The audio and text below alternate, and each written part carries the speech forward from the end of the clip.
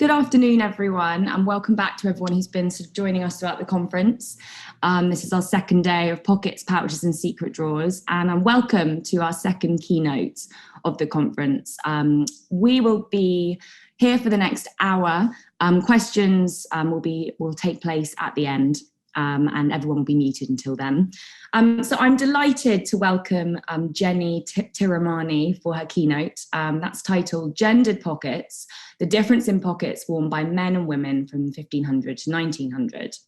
Jenny is the principal of the School of Historical Dress, which was founded in 2009 to teach an object-based approach to this subject. It's based opposite the Imperial War Museum in Lambeth, which is where Jenny's giving her paper from this afternoon.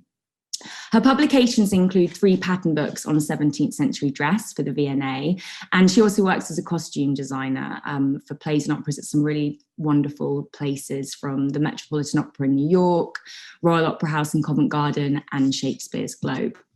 So over to you, Jenny, if you'd like to share your presentation.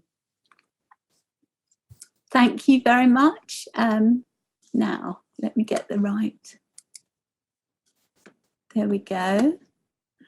Anna, can you just tell me, have I got the right thing on my screen? Can you see it? I can see, I think it's a PDF. Yeah, that looks great. No, it's not a PDF, but anyway. Oh, sorry. I can see a sort of, it's not the whole screen, it's a sort of oh, I see what you mean. That's just the picture within it. Thank you very much, everybody who's organised this conference, for asking me to speak on this subject. It's a subject we've taught classes on in many ways over the last 10 or 11 years. My colleague Melanie Brown has particularly taught a class on tie-on women's pockets. And once we had the sheer honour of Barbara Berman coming to join as a tutor for half a day. So I've put this slide up first because the way that we like to look at dress history, we've sort of got, this idea that if you focus on all 4 elements that we think clothes and their wearers and makers belong to, have within them, if you like, are the content, which is the things that clothes are made from, which doesn't just mean woven textiles and leather, really. There's all kinds of things in the clothing of the past and today. The shape of clothes, the cut of them, the construction of them, the way they're made, and then the context, obviously, who wore them, why did they wear them, but also what I want to emphasize, that although my title was about the people who wore these pockets in various ways, this paper's also about the people who made the pockets, either as separate items or integrated into the garments themselves. And therefore, there were 2 ways I could share this with you. One was to give you a view of the pockets in men and women's clothing in the 16th century, and then for men and women in the 17th century, etc., etc. Or to do what I am doing, which is to say, let's look at the kind of story, the narrative of how pockets develop in women's clothing over those 4 centuries, and then first let's look at men's, actually, and then let's look at women's, in that order. And I'm also very aware, because it's not a straightforward history, and I think the thing about secondary sources, even in the period, I'd sort of call a painting a secondary source, but the clothes are the primary objects. They are real objects that were worn by people, and they have the signs of wear or not having been worn much, and they have the signs of who made them, etc. Yes, I'll just go on to the next slide because, well, I'll try to. There we go. And I just put up this quote from Hilary Mantel because I think I have to be very cautious about making too grand statements, particularly about the earlier centuries, because there's so few artifacts left out of all the people, and I'm talking about Western dress here. So I'm not focusing on English dress or the dress of one country. I'm talking about European Western dress and some of that dress that was then taken by the colonists specifically to America in this case. So, you know, what's left in the sieve when the centuries have run through it? A few stones, scraps of writing, scraps of cloth. So that's what I'm going to start with, really. And so let's have and in every century, and for men and women, I'm just going to give you a couple of examples. That doesn't mean that these represent the whole of the subject in that century, but there isn't, obviously, I don't want to just keep going, and here's another one, and here's a different one, you know. I wanted to pick out things that might be specifically interesting to you. Oops, a daisy, I'm going too fast. There we go. So first, the makers. I'm sure that you're all aware, even if you're not early modern scholars, that pre the 1500s, the wearing of pouches and bags on the exterior of garments, hanging from girdles for both men and women, was common, and many survive, as obviously a lot more small objects survive from history than larger garments which could be cut up and reused. So there are a significant number of well-known examples of those. So I put the bag maker on the left just to have an idea of where we're coming from. And I put a tailor's workshop on the right. Now, what's critical is that in the 16th century, tailors, the guilds of the medieval period are still in progress in most of Europe, and tailors were making outer garments for men and for women. So if pockets were going to be included in clothing, they were made by men, generally speaking. Quite a few leather garments survived from that century, and I think this one's particularly fascinating. Because this is a leather jerkin with an inside pocket. So although it's come apart because the thread was weaker than the actual leather, and it's found on the shipwreck of the Mary Rose. This inner pocket, so the stitching lines show you which was the inside and which was the outside, among other things. So this sailor, and of course we don't know who he was or quite what status he was keeping valuables inside his jerkin in the skirt of the left front. And if you imagine wearing something like this, it would be much easier to reach into the left front with your right hand.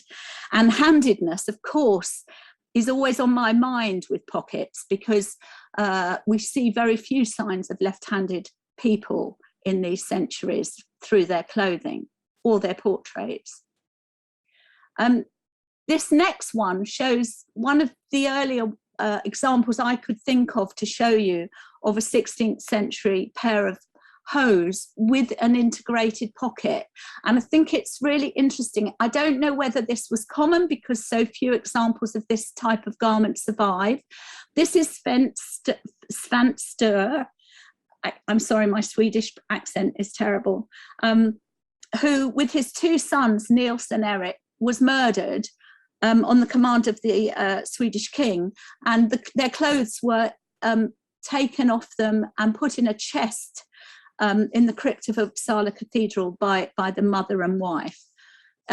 He's not wearing the same outfit here as was put in the chest, but I think you can see that on the right hand side of the hose near the waist. Anna, can you see my arrow? There's the drawstring. Now, this to me comes directly from the drawstring purses that were still so common. And I wonder if the client in this case asked for a pocket, or whether it was the suggestion of the tailor. But I also wanted to slightly debunk the idea of what a codpiece was with these beautiful drawings of Janet Arnold's that are in Patterns of Fashion 3, because the top one shows you a very precise drawing of the drawstring pocket within these hose on the left, top left, and then below it, there's a drawing of the codpiece which had fragments of straw inside it. And I think many people have the idea that think lots of things were kept in codpieces. And I think, they started off in the late 15th century simply as a triangular gusset between the legs to join the two unconjoined hose legs together. But they did develop into very fossilized and artificial forms, as many fashions do. So by this period, I don't think much was being kept in them. From the beginning of the 17th century, incidentally, the codpiece simply refers to what we now call the fly front, to the opening. It's just a slit. So if you see it in early modern drama, any non-comic character on the Elizabethan Jacobean stage would have been thought of as a bit of an old-fashioned joke if they'd been wearing an actual protruding codpiece. So that was a little glimpse of menswear in the 16th century, some clues about the beginning of integrated pockets by tailors. Then we move on to the 17th century, and actually this whole story for men is in fact quite a continuous one.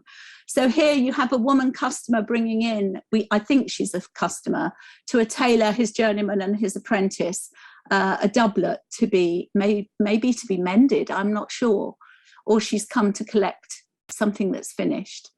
And here, on the subject of what is a pocket and what do you keep in them, I'm not really focusing on that, but occasionally I thought it might be interesting.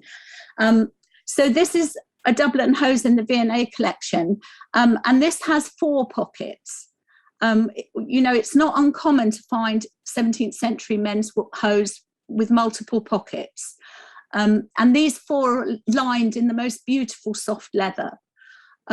But I put this quote from John Bulwer about a prisoner who pulled, like a magician, out of his breeches, the pockets of his breeches, or out of his breeches. So actually, he calls them pockets, but I think that it's the whole of his inside of his hose that he's pulling these things out of, between the outer layer and the lining. He's got a pair of sheets, 2 tablecloths, 10 napkins, 4 shirts, a brush, a glass, and a comb, nightcaps, and other things of use, saying, "Your Highness," to the judge, this is, "may understand that because I have no safer storehouse, these pockets do serve me for a room to lay up my goods in." So that's one example of an extensive use of a whole garment, really, as a pair of pockets. This is something I have seen in portraiture, but only once on a garment, which is a sleeve pocket. So I thought, just to make sure that we keep an awareness of all kinds of different pockets, being, the possibility is for them to be put anywhere in a garment. And I think we must keep an open mind as to where they are, especially when they're mentioned in literature, because often you can make the assumption of a certain period that pockets are where you generally see them. But if it isn't specified, it's not certain to me. So this doublet has completely rotted. It was black. And this is a rare look at the other layer because of the iron mordant. The black silk has oxidized and rotted away. So what you're seeing is the bright yellow that was only seen behind the pinks and slashes, the decorative cuts in it. But this has a sleeve pocket on the left sleeve. And you can imagine with your hand yourself, if you put your right hand to your left elbow, the inside of your elbow, that's roughly where this pocket is. So it's in the perfect place for reaching in for something personal. I have no idea, we couldn't see any sign of anything inside it when we went to study it. One can only imagine what he kept there, but this is a man with a very singular taste. He was the Elector of Saxony, and he was dressing in a very old-fashioned way in the early 17th century. I think this is about 1612 to 14, this doublet. And so that's a reminder to me that you could expect a pocket to turn up anywhere a tailor could put it. So we move on now to the 18th century. And again, you know, tailors, by the way, still have quite a bad reputation for all kinds of reasons. But you find in the 18th century, they're particularly caricatured as drunk. As you can see, the man on the right is drinking as he's making things. I mean, there's so much going on that tailor's board that all the stitchers are sitting on. They're pressing, they're cutting out.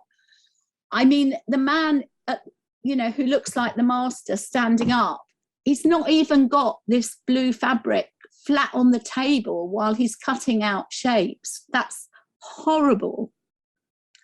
You know, that's just not good work. However, men's tailoring of the 18th century is really beautiful work often. So I think we could say that this is done with some prejudice. I'm just featuring on one or two items for each century because of time. And this is one of our pieces from our collection here.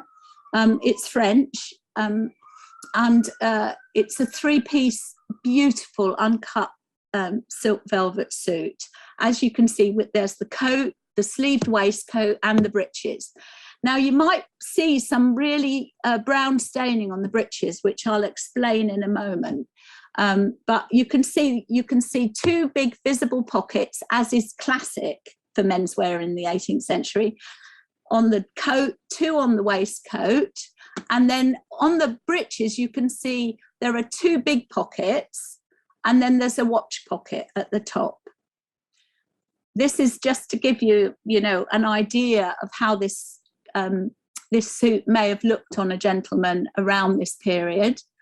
It's around the same date. Here we go. And so we got this out to photograph it for you for this talk. And I hadn't really looked closely at these pockets, and I haven't taken a pattern of this outfit. What we noticed straight away was that the left-hand pocket has hardly been used. You can see the left-hand pocket on the coat. It's almost like the lining is new.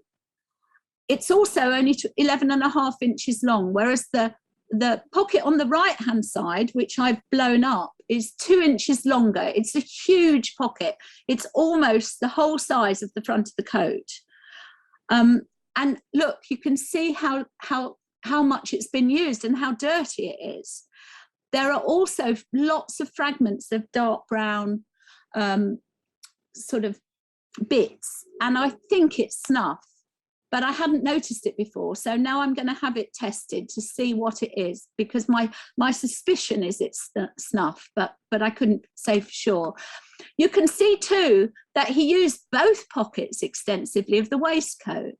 So he's already using 3 pockets. Then when we look inside the breeches, well, we find the watch pocket in linen. Interesting. So it's quite thin linen. It can't have been that heavy. It can't have been that heavy a watch, I don't think. But behind it, you see a very large alum-tawed white leather pocket, beautiful. And behind that, you see a side pocket. I've photographed them on the right-hand side, and these are really long pockets. They're about 12 inches long, quite narrow. And I have, with several other dress historians, wondered about what these side pockets are for. They're not, in my experience, they're not as common on breeches of this period as the 2 front pockets, which you can see I've pulled them down here to show the white leather. So basically he has 4 leather pockets in the breeches, and he has 1 small watch pocket, and then he has 4 more pockets in his coat and waistcoat, which seems really excessive to me. But obviously he was compartmentalizing all his belongings into certain places, I think. So that's a little look inside some pockets of the 18th century. And this, whoops, sorry, gone too fast again. And this here is a later, I'm just taking us into the 1790s to go into the 19th century. This is a favourite coat of mine from our collection. It's so stylish. And we know who it belonged to, a Monsieur Orcel, who was saved from the guillotine by the people of where he lived, I'm not sure if it was a city or a town in France, for being a good person. He was also involved in the trade of button manufacture, etc. And this is one of the earlier inside pockets I've seen. I think this is something most men have in a tailored suit jacket now. But just a reminder that some of these things do go way back, and it's sometimes the only earliest example we see of anything. You know, we tend to then say, well, we know it existed by that period, although it could have existed a lot earlier. It's always got to be balanced like that, I think. And I just put this picture here to show this incredible pattern matching. So it's almost as though those pocket flaps are part of the garment. This next one is an example for me of tailoring for the military that then goes absolutely into civilian dress and into high fashion and becomes normal in non-military dress, just like camouflage trousers, or, well, there's so many things, army boots, there's many fashions that come from the military.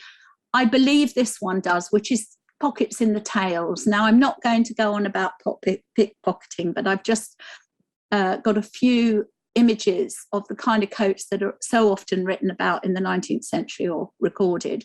But you see these large pockets in these late 18th century coats. I hope you can see, again, it's nearly all of the tail. That's the point I'm trying to make about, like, the hose earlier, that here the pocket isn't just a bit of a garment. It's like it's making the whole of that section of the garment into a pocket. And these ones have horizontal openings at the hip. It's been suggested to me by more of a military historian that this is where they would keep things that had to keep very dry in a battle, because it's a very, like the sort of cotton, whatever it was, the wad that went into the gun, or a small cannon even. It's not my area of expertise. It's not something I've had time to research, but it is quite possible as an explanation. So men's pockets in the 19th century, you can tell we've got a complete continuum here, which we won't have for women's next. But this is the last little section on men's pockets. And here we have this is a German image of a tailor's workroom. Again, we still have men sitting cross-legged on a tailor's board, and you find that in medieval depictions, and you find tailors all over Asia still sitting cross-legged on boards, and even some Savile Row tailors today occasionally. But I'd like to say that, yes, they're making menswear here. They're still making certain women's clothing, such as riding jackets, that we'll come to later. So this is a beautiful frock coat in our collection, which is from around 1840. And what I did as a demonstration, I don't know if this will connect with tomorrow morning's talks on magic, but this has two tail pockets, which are, again, huge, but which have tiny openings that are only about 10 centimetres long from top to bottom. They're about 3 inches long. And you sort of think, why have you got such huge pockets and a tiny way into them? You cannot even put your hand in. But my colleague Nikki Miles and I decided to try and put a silk handkerchief in, which you see in all those pictures, those 19th century pictures, just to see how big a scarf. So obviously this is a silk scarf of my own. It's a modern one. We don't have an old one in our collection, but if we did, I wouldn't cram it into a small opening of a pocket. Obviously, we might damage something old. But this, you can see we just left a bit of it sticking out, and there are two of these in this coat. He could have had two handkerchiefs in his pockets. They're both functional. And this particular silk scarf of mine is, it's over 1 meter wide, but square. And this is a perfectly, reasonable size for a handkerchief of that period. So I just wanted to give you a sense of scale. Can you see the coat beneath it? That's the hem of the coat. So the scarf is bigger than the coat, I just wanted to show you the opposite, because we have many 19th century coats with tail pockets in our collection. We even have several evening dress tailcoats from the early 20th century. So this tradition of tail pockets in evening dress goes on and on and on. However, this jacket, which is a summer unlined jacket, beautiful linen jacket, look at that curved lapel, it's superbly cut, which has an exterior breast pocket. It has 2 tail pockets, which you can actually see the outline of because it's stitched through and it's only 1 layer. And I just put a tissue in that one just to show you. He didn't necessarily just keep handkerchiefs in these. This has a very much bigger opening, as you can see. But of course, these would have been safer, particularly the one where the skirt at the centre back overlaps. I think it would have been much more difficult for a pickpocket to pick these pockets. And I think this was done sensitively, perhaps, to avoid that happening. Yeah. So that was the end of that little chapter on a very continuous history of tailored pockets within men's clothing. This is a little more complex. So I'm going to take a deep breath and start it off. So I have heard on other people's presentations, a lot about women's tie-on pockets, and the whole history of them intrigues me because, I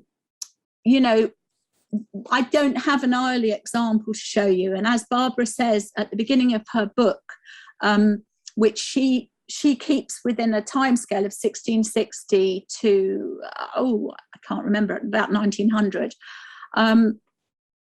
But as she says in her introduction, I think tie-on pockets go back further than that. And I agree with her that they come from continental Europe, and I'd go further and say possibly from Italy.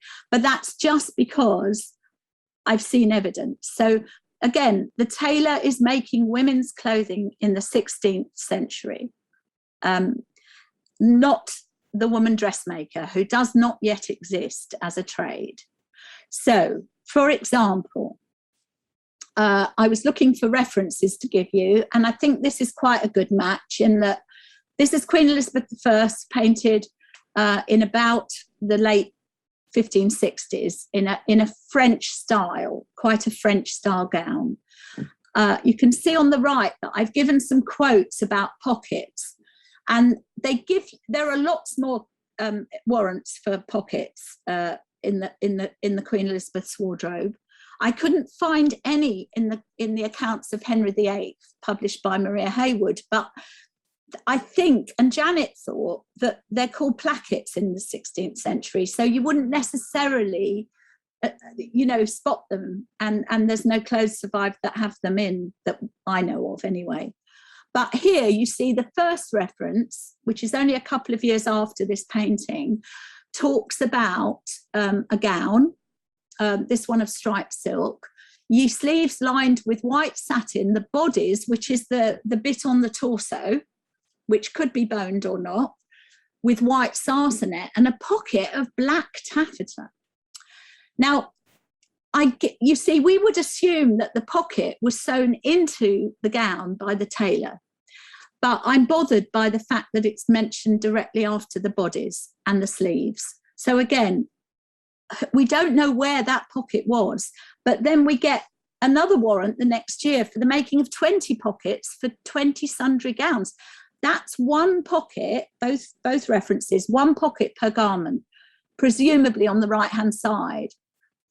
The third one, though, is of a garment of a nightgown of wrought velvet with pockets with pockets, with 4 quarters with pockets. Now, 4 quarters could be the front of it, the fronts of the top or the bottom. But, you know, if it's a loose gut nightgown, I guess they're in the side seams. But again, I'm not sure.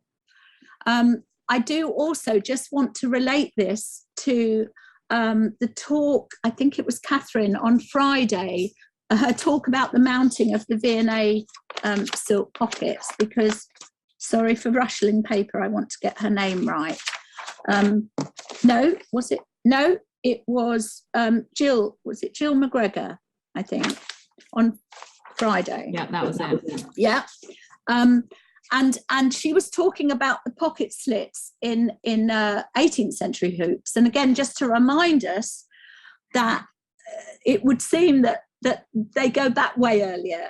And again, only because I've been to Zamora and studied the only, to my knowledge, although there might be another one, surviving linen Spanish farthingale, it has side openings and ties to tie. Not all of it survives, but it certainly did have a slit at both sides. It didn't fasten centre back. You'll see the tailor's petticoats for women. I'm going to show you 2 to come in a minute. They, the tailor's work, the few of those court dresses that survived from the 17th and 18th centuries have a centre back opening, and they have sewn in pockets as part of the petticoat. This suggests to me that possibly there were slits in, I've certainly seen one fashion print, not a portrait, but a coloured print from the 1580s, where you see decorated pocket slits in a woman's gown. It's a French image, and I haven't shown it for time, but that there might have been slits this early, and a pocket could have either, if it's sewn into her gown, it must have rested onto the farthingale, but if it was a separate one, it could have hung inside it, just like that one you saw on Friday, hanging inside a very abstracted mounting of something inside a hoop. So again, I couldn't be sure, and I don't like looking at history backwards in hindsight. I think it's really dangerous to make any assumptions about an earlier period based on a later one. However, I do want you to, I'd love it if you get excited about these next 3 or 4 pictures, because look at this. These photos are not brilliant. I was lying on the floor of a private loggia in the Pitti Palace with a very bad camera, so they're my best effort. But these 3 women are painted on a ceiling with washing hanging up all around them. One of them is setting a ruff, actually, with her fingers, and they all are wearing tie-on pockets, look, which are the classic shape of an 18th century tie-on pocket. Now, I would love to find a surviving one, but I can't, I haven't. So all we have are these depictions, but this middle one I'd say is embroidered, look, and very similar to this may be the same woman painted twice. I don't think it is, but it could be. She has a very similar looking one. They're both wearing them on the right hand side, and there's no evidence of a pair. These did come singly or in a pair. But this lady who's setting the ruff, look, she's got one with buttons on the slit. And that's wonderful, because that shows us even more variety of pockets in the 16th century. And I would not be surprised if the Italians were doing it first. Also, these are small items, you find right through the 17th and 18th century that these things are small items that showed off women's needlework, and lots of surviving pockets are much more, made in the home by a non-professional, by quilting, patchwork, embroidery, all kinds of decoration. Further to that, look, these women in a series after Stradamus, showing women doing all the processes to make silk. Look at there's 2 of them wearing these are definitely tie-on pockets. These are not pouches, in my opinion, hanging separate on a girdle. So 2 of the women, that one, and where's the other one gone? That one. And the others might be. And she's clearly wearing hers under her apron. It's just draped up, as is this woman. Now you see lots of depictions in the 18th century of working women wearing their pockets under or over their aprons. So working women are often not concealing them quite in the way that, you know, we so often read about in the Old Bailey accounts of criminal, you know, pickpocketing charges, etc. And these are particularly lovely with these little tassel-y lumps in the corner, which remind me of women's sweet bags, etc. And this one clearly has something in it. Can you see it's slightly bulbous? So that's my journey through the 16th century. I'm very sorry I haven't been able to show you a woman's pocket. However, to carry on the story, in the 17th century, tailors are still in charge of women's outer garments. Okay, and that's a very important, this century still has some mysteries in terms of women's pockets for me, but the woman on the right is an example of a wonderful 17th century seamstress, generally making undergarments, linen shirts and smocks, hemming sheets beautifully. You can see she's making something with a gathered neckline, or it could be a fancy apron on her pillow. This wonderful craftsman's panel from Ulm in Germany, I was just going to read you what it says, because there's a couple come into the shop and there's a rhyme with it where the man customer says, can you, master of choicest wares, make French clothing fine and fair for I and this lady mine? So he's asking for clothing for not only himself, but his wife. So again, I can't find much. It's like the difference between a farthingale and a hoop. I can't yet find much evidence of the continuation of farthingales, except in the Spanish court, between the great period of the farthingale in the 16th century and then the 18th century revival of the hoop, or farthingale, if you like. It just has a different name, but it's the same sort of object. So not much evidence of women's separate pockets here, but there is evidence, of course, of tailors who are specifically still making court dress. So this very well-known Bath petticoat and smooth-covered stays, fully boned stays, which we published in Patterns of Fashion 5 3 years ago, has a lovely pocket, only on the right-hand side, only the one pocket. And there you can see we showed it also from the inside to show it's a big pocket bag, and it's the same shape as the ones in men's garments in their hose. So I think we have both things going on at the same time through the 17th century. We have separate pockets, I think. It's just a speculative thought.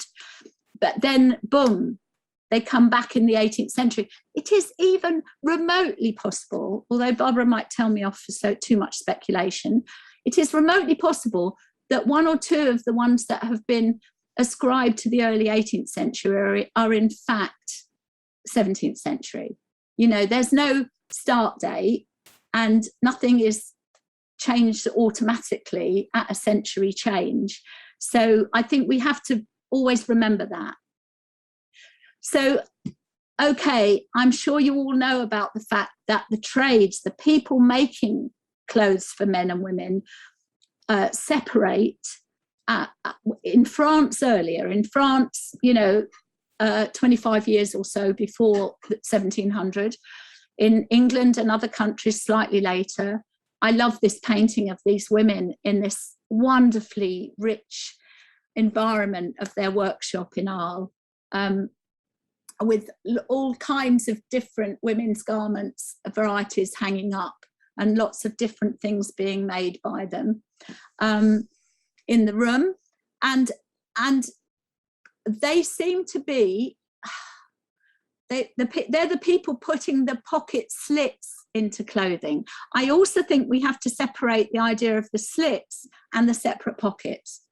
We mustn't just get into a linear story where women all have pocket slits suddenly in the 18th century and they all have time pockets of the same sort of type, because I don't think they do. So I want to introduce a bit more variety into the narrative here. This is a spectacular court dress which we're just about to publish. So I'm sharing some pages from our book that will be coming out after Christmas, Patterns Fashion 6. And this is one of the most spectacular examples of court dress in Europe of this period. We know who it belonged to. I've forgotten to write it down, and I haven't obviously got proof next to me. Oh dear, never mind. If anyone's interested, I could look it up in a minute. But you can see here, there's no need for pocket slits in the gown because, like this and other mantuas, it's draped back. So there's no need for pocket slits. So you'd imagine there'd be some in the petticoat, perhaps. However, because this was made by a tailor, a court tailor, in fact, the petticoat has pocket bags exactly like the one the Bath petticoat had that I just showed you. It's literally one piece of fabric folded and then folded the other way to sew into the garment. Now, I have a huge prejudice against this outfit. As I said, it is the most spectacular woven textile of cloth of gold. And it's a sort of damask silk with a satin ground, and it has two types of gilt thread. And they're brocaded, but there's hardly any brocading because there's hardly any gaps between them. It's a ridiculous amount of metal thread. And the petticoat is entirely lined in a very heavy, undyed linen. The whole outfit weighs 17 kilos. And, you know, I did lift the petticoat. I had to with the conservator to get it off the table. And it's so heavy. I'm afraid I don't think many women dressmakers would have so thoughtlessly, because this fabric needs no support. It's all metal thread and tightly packed silk. It's structural. It holds a shape beautifully. So, you know, I'm appalled by the kind of sadism that he inflicted on the wearer. I hope she didn't have to wear it for very long. There was a bit of prejudice there, wasn't there? So this is the pair of pockets that Jill talked about being mounted at the V&A. So I've edited out my slides of that mounting.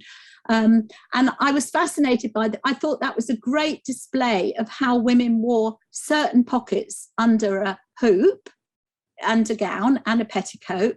I would have added an under petticoat. I think often the under petticoat beneath the hoop gets forgotten, but no worries about that. It was a brilliant mounting. However, it raised questions on Friday for me about the fact this is part of a set. There is a matching waistcoat. We would call this a waistcoat, not a pair of jumps, but whatever you call it, this is informal wear. It's very grand informal wear. So I'm wondering if she wore the pockets with a pair of bone stays, stitched stays, like we saw on the mounting, it meant that she had these two things made to match, but she didn't always wear them together. And I mean, again, there's no answer to that question, but it's never occurred to me that women might be mixing and matching things like this. Do you see? And if she wore them together, she was wearing them much more informally, I would say. I don't think a woman would be wearing a quilted waistcoat with a pair of hoops. Anyway, it's just a question to hang in the air. This is a little piece about a pocket we have in our collection, which we're very, very fond of. And our pocket, what's the time? How am I doing? I'm all right. I'm all right. Am I all right for 10 minutes, Anna? We've got until 1:45, but so it would be good to have some time for questions. But... How long do you want for questions? It's past now. It's just that I could slow down or speed up at this point. You sped up slightly just in case we had a few questions, but it's fine, Jenny, not to worry. Okay, so this pocket is a single pocket, but it's a left pocket. You can see by the slope at the top, it's been unpicked from its waist tie. I speculate, and we are publishing it. My dear colleague Melanie Brown is publishing this pattern of it in our next book, Patterns Fashion 6 that I just mentioned. So she's done a drawing of speculatively it being attached with a right-hand pocket on the other side. I think this might be tailor's work, I'm guessing, because it's worked with leather and silk, and it has an angle at the top. It's like, I've not seen many pockets that sophisticated in cut. But the real magic of it, can you read a pattern, guys? Look, Melanie has drawn these two inner pockets. Well, there's actually 4 of them. She's only done the pattern for one pocket, that's the surviving pocket, but actually there's one at the front of the pocket and one at the back. So when you open it, it's one big pocket with 4 little pockets inside it.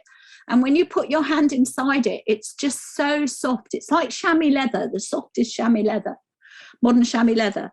And just to show you, this is a long pocket. Our one is, I think it's 19 inches long, which is nearly, what is that? It's like over 25 centimeters. It's very tall. And I think even though this is a caricature, it shows that a stuffed pocket bag could help hold your skirts out. In other words, it could have a dual function. Just going back a bit, but to show you the pocket slit, actually, I might have got my X-ray picture in the wrong place, but if we come across it, we'll look at it. This is, again, on the left-hand side is a petticoat from our collection that Sebastian Passo has done a pattern of for our next book. And this is adjustable, so it has drawstrings at the waist. And I think in this Gainsborough picture, you see that the wife of Mrs. Carter, she's called, not quite Beyonce and Jay-Z, another Mr. and Mrs. Carter, but I'm interested by her husband's hand being so close to that slit, because obviously the slit's for her pocket, access to her pockets. But this is a reminder too, this horrible depiction of a justice of the peace from Bobbin, of women's vulnerability. You know, if you have a slit that goes all the way through to your underlayer of your clothing, it doesn't only give an opportunity for a pickpocket, it puts you at slight vulnerability, I'd say. I'm not saying Mr. Carter's doing that. It's just, it reminded me the relationship between the hand and the slit. Just a slight diversion. This is one of many this is a smooth covered stay, pair of stays from the 18th century with, well, actually this one's got two pockets. It's got a busk pocket for a busk. I failed to show you a picture of a busk, but you know, a stiff piece of wood or bone to hold the front straight in the stomacher part of it. But it also has a bosom pocket, a breast pocket, top center of the stomacher.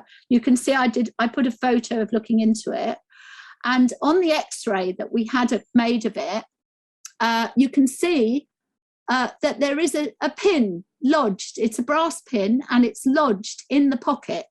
It's got stuck into a piece of baleen, but most of the pin is inside the breast pocket.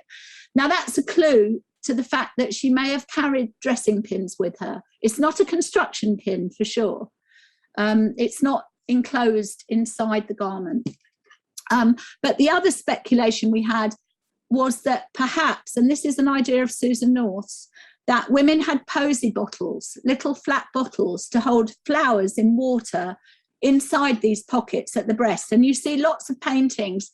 I mean, this woman's actually holding flowers in our portrait, but you do see lots of 18th century pictures of women with a bunch of flowers or a little flower at the breast. Yeah.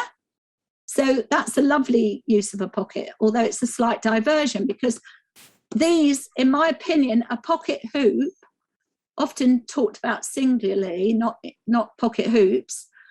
These are pockets. There's no way you can get a tie-on pocket in these. Tie-on pockets get a flat on the waist.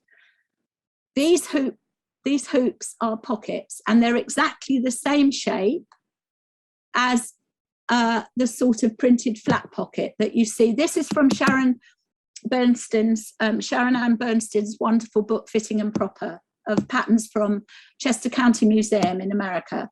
And you see the shape of that flat pocket is exactly the same as this one. So it's almost like some makers, hoop makers, take the idea of a flat pocket and make it three-dimensional. I put this one on the right top in because it has solid, hard leather bottoms. It's from Sicily. And, you know, Barbara Berman said to me that she thought this could be the type of hoop pockets with, again, top access used. She had a reference to someone keeping chicks in her pockets, but literally you could have a farmer's wife could have been out picking eggs from the hens or something, and they'd be perfectly, these are amazingly practical structural pockets. And they're tie on. Look, they've both got waistbands, waist ties. Okay, I'm nearly there. So just a quick whiz through the 19th century, where men are still making things like riding outfits, riding dress for women. And this riding dress has not only a pocket slit, this is like got both things. So this garment has a slit in the left-hand side of the skirt and a watch pocket in the right-hand side. And I think it's just, it shows this maybe emancipation of women carrying their own watches and other items. But also she may well have worn a tie-on pocket with it. She had both, in other words. But however, this is, now, as in the 18th century, dressmakers are firmly established and making beautiful outer garments for women. And I just sort of followed that with an example from our collection of a bodice, with a silk bodice with a watch pocket again. And this one, which is a glorious dress, sort of middle-class dress, it's not all silk, it's got a cotton ground. And this dress has a front side opening and literally has the shape of a separate pocket, but sewn in as a pocket in the dress. So now women are using the technique, if you like, but adapting it, that men have been using for centuries. And there again, a watch pocket, the essential watch pocket. So finally, my last slide, really, it's difficult with this sort of chronological thing to sort of really give you a sort of punchy slide at the end. I just put a photo of various pocket cases and pocket bags from our collection of various periods. And on the right, I thought it was a good place to end with a woman's underskirt bag for travelling from roughly 1900 from our collection. There you go. Oh, no, I seem to have left. Hang on, what have I done? No. I think you can just unshare your screen. I could do, but I'm going to have to make this bigger, aren't I? Yes, let's see if I can. Whoops. Oh, it was going well, and now it's, unshare. Unshare, there we are. Okay, how's that? Perfect. I think everybody's giving you a big round of applause. Jenny, thank you so much. It was wonderful to, it's so great to have that sort of chronological span as well, and really see the development and all this, the changes and the continuations, and also to have the perspective of a dress historian and see objects from your collection. So thank you so much. We do need to keep to time because we've got another session. You've only got 5 minutes, everyone, till the next. So we've got 5 minutes for questions. So I do have a couple of questions, but I will relinquish. I'll address Miriam's question in the chat. Miriam, do you want to say it, or would you like me to read it out for you? Oh, look. Oh, it's okay if you read it. So Jenny, Miriam's written, wouldn't the men's tail pockets be very vulnerable to theft? Absolutely. I mean, but the number of people I see today with a mobile phone worth £500 to £1,000 sticking out of the back pocket of their jeans is unbelievable to me. No, seriously. Yeah, I mean, right. I think we have to just accept that they did it, and that somehow maybe it was just as important to them to show off some accessory. I can't truly answer that, and there are people who have studied the subject. I know someone's talking about it tomorrow, are they? I think, or this afternoon, and so they may have more information on that. But we do all sorts of foolish things. Yeah, we do have a session on with our clothes, shoplifting and pickpockets and crime this afternoon, straight after. Yes, good. That will be interesting to think about. Yeah, that might follow up on that. Any more? Thanks, Miriam. Does anyone have any other questions? I had a question. Oh, sorry, I see James. James, you have your hand up. Thank you. So that was extraordinary and wonderful. Thank you very much. Just a very self-interested question in a way, because of something I was trying out yesterday. I had a hunch that about 1815, just based on very impressionistic sense of these things, that for someone to be having a pocket in her dress meant she was old-fashioned. But then you showed that riding habit at the end, which combines tie-on pockets and a sewn-in pocket. Does that mean it's all much more complicated than I'd supposed? I think so. I was trying to suggest that, we do, and I see a colleague of mine, Claire Thornton, is here as well. I don't know if Claire's got anything to add to this, but as you've probably noticed, we all started by dressing people in historical dress for theatre. Claire did film before I met her as well. Luca Costigliolo, one of our colleagues, does a lot of film now. So we started by dressing people, and therefore our interest has been mainly, before we really became dress historians in any way, was on the wearer. But once we started to want to make things by hand, if they were made by hand in the past, etc., we started to have to look closely at real objects.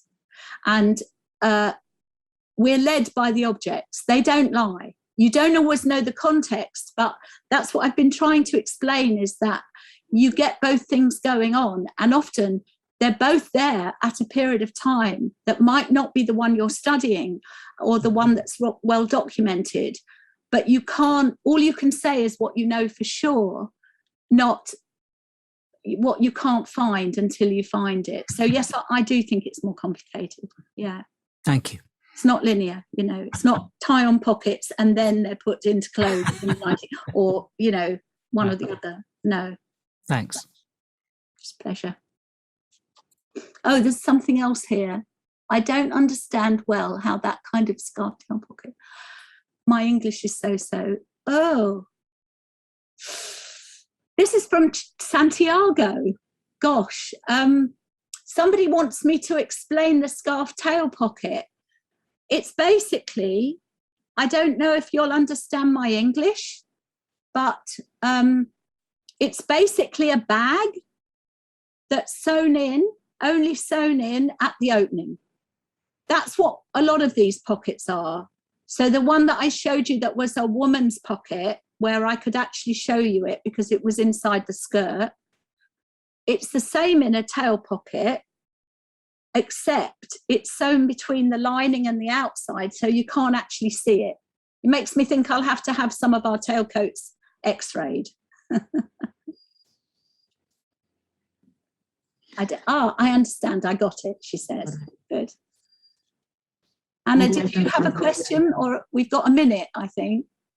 Have you got my question was just, I was really struck by how the women's pocket seems so much more functional than the men's. When you were sort of talking about how tiny the opening was for the men's, and I was going to ask, was the same true of the women's?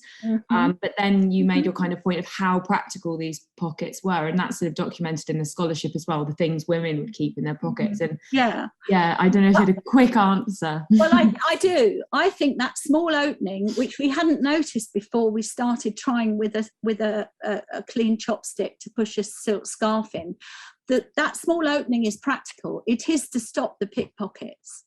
Right. It's because you could perhaps have a small tail standing out showing you've got a silk handkerchief. You couldn't have a long slit in the ones without openings. You don't get long slits. That's silly. Your silk handkerchief, you could whip it out, but you would feel it if you were wearing that 1840s coat. You'd feel it if someone started to pull it out and you were walking along. It would be harder for them. They probably had a way of folding the handkerchief as well. I haven't experimented yet. If you fold it in a certain way, you could easily make sure it got stuck at a certain point. But then the pickpockets would get to know that. They'd get to work out ways around it, I'm not sure. Thank you.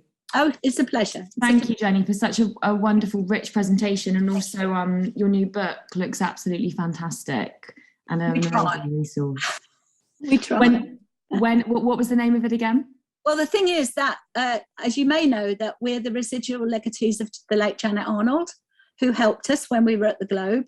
And when she died, she left a lot of money in her estate, and it was given to us, and that's partly why we could buy this building. And so in May 2020, in the middle of a pandemic, we got the rights to the whole Patterns of Fashion series. I'd already published book 5. Patterns of Fashion 5 is on stays, bodies, hoops and rumps, 1595 to 1795. That's been out 3 years. The next one's Patterns of Fashion 6, European women's dress from 1695 to 1795. But now we're doing reprints of her first 4 books. So we've just published Patterns of Fashion 1 again, double the size, all coloured photos like the riding outfit I just showed you. Patterns of Fashion 2 comes out after Christmas, and 3 and 4 will follow next year, all in colour and bigger. Wonderful. And bigger and, you know, as Janet would have wanted, up to date. So, yeah. Wonderful. And you can only buy them from us. We won't let Amazon sell them. We won't let anyone else even sell them. better. Well, look, thank you, Jenny. And if everyone would like to give you a final round of applause for our Thank you very much. Thank you very much. It's wonderful. Ashton blends together his love of stage magic with an interest in the paranormal, the spooky and the weird to create his magic. And he's heavily influenced by ghost stories and weird fiction of the early 20th century and 19th century spiritualism and the paranormal. He is a member of the British Society of Mystery Entertainers Equity, an associate of the Magic Research Group at the University of Huddersfield, and the only, and I love this, Ashton, Wizard of Residence in the UK. So over to you. Thank you very much. Thank you so much for joining me for this keynote. From what I hear has been a very long day. I won't keep you for too long, but I hope over the next sort of 45 minutes, we're going to delve into some strange things, maybe give you some things to think about. We'll do some experiments and I'll tell you some stories that come from my own family tree. One of the themes of the conference is this notion of the secret or the place to put secrets. And there is nothing as secretive as a family tree. And I hope we can delve into mine a little bit. Just a little bit of housekeeping. It's so nice to see people with their cameras on. And I note that everyone is muted. With everyone muted, I essentially perform into the void. And that's great for existential crisis. But if you are in a quiet environment and you're happy, please take yourself off mute. Because getting the occasional little bit of feedback from people is fantastic. And it also shows me as well who I can ask, because I may need a little bit of help as we go on. I'm hoping you've got your objects, which we can do an experiment later on. And I am the only wizard in residence in the UK. Since New Zealand sacked their wizard, I seem to be the only wizard in residence in the world, which is the best job title ever. My mum is so proud. But let's begin by just looking at something. I apologise for my 1980s special effects, but I have in front of me this object. Move myself so I'm not. There we go. This was found in the attic of my Aunt Margaret. Now, there is a time in all of our lives when we have to do something that we knew was coming, but we never really thought about. And it's a moment that is both intensely sad, but also filled with exploration and joy. And that's that strange time when you have to clear a house when a family member has passed on. You have to go in and you have to sort through all of their most personal things.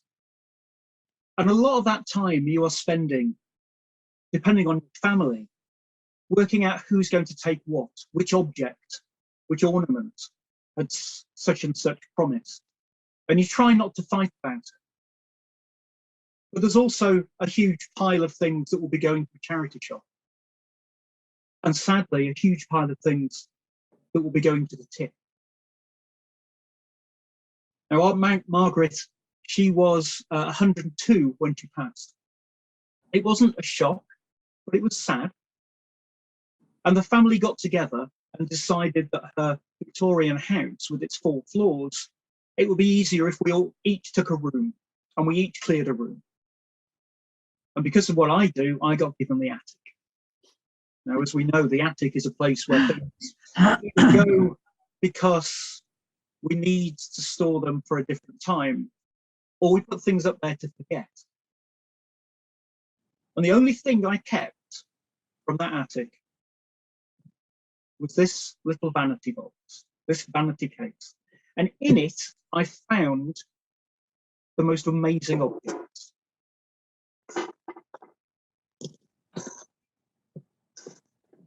If I open it up, you should see inside. I'm hoping it's in focus there.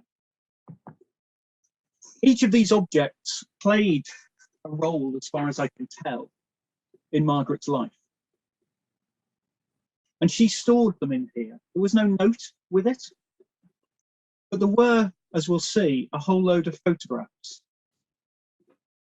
a collection of paper ephemera, and some very strange objects. It took me 5 years of researching her life to discover what each of these things is. And if it's okay, I'd like to share some of the things because they're incredible. You may notice the first odd thing is that this vanity case is black. I haven't been able to find a supplier of black vanity cases on the general market. If you go onto eBay, you can find white, you can find red, very popular from the 60s onwards. I've never seen a black one for sale. One of the things that Margaret was during her life was a nun who took orders at a tender age. And it would possibly be that this was her black vanity case, which she got from some sort of ecclesiastical outfitters. Let me move some of these things. We'll come back to them throughout the evening.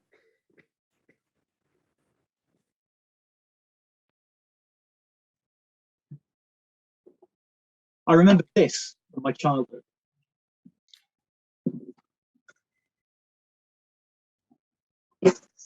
This is something that used to sit on the mantelpiece. And it would only be touched once a year. On Christmas Eve, when everyone visited, she had the biggest house, so she would often host everyone, all of the family. And the grandchildren would be seated around the fire, much as we do around Zoom screens. Everyone would be in their new pajamas, and it would be just time before going to bed. And the favoured uncle of the time would open up the box, and we all knew what was going to be found inside. Because inside was a traditional family heirloom, something that had been with the family for many, many, many years. No one quite knew where it had come from.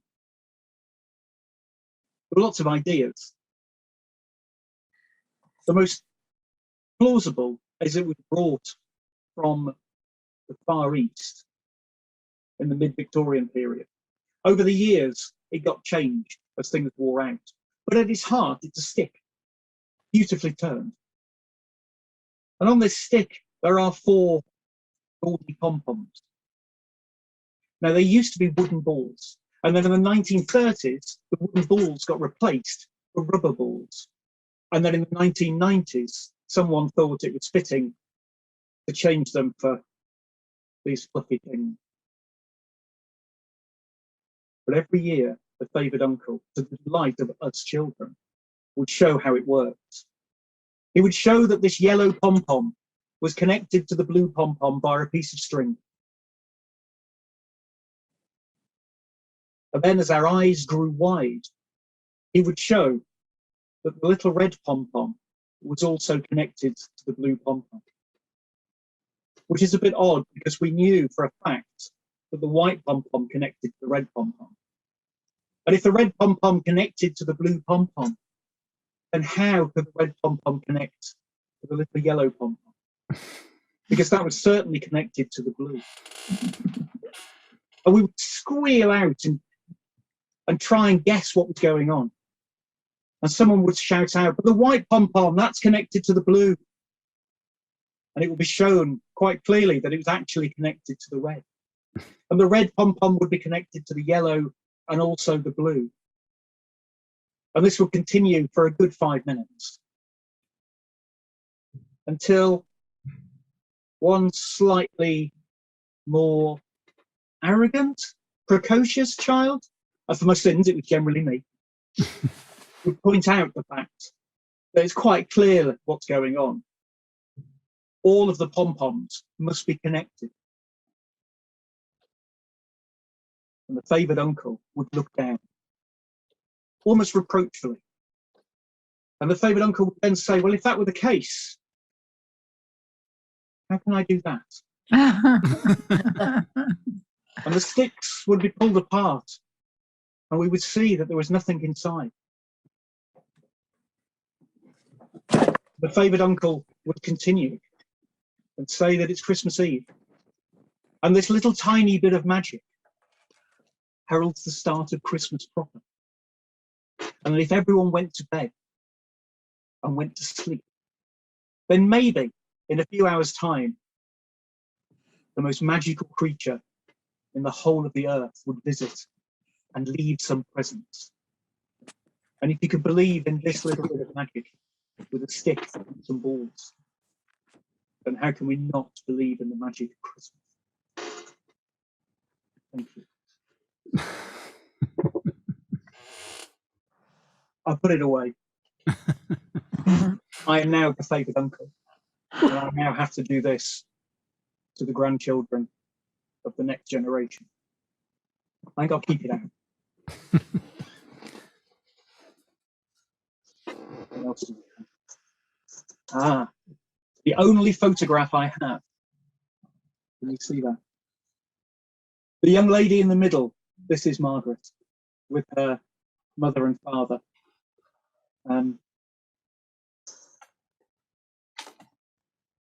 We date this, we think, at the very turn of the century, about 1900, a bit before.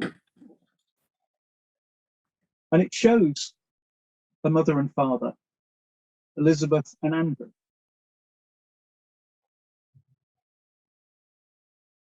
And let me just put this down.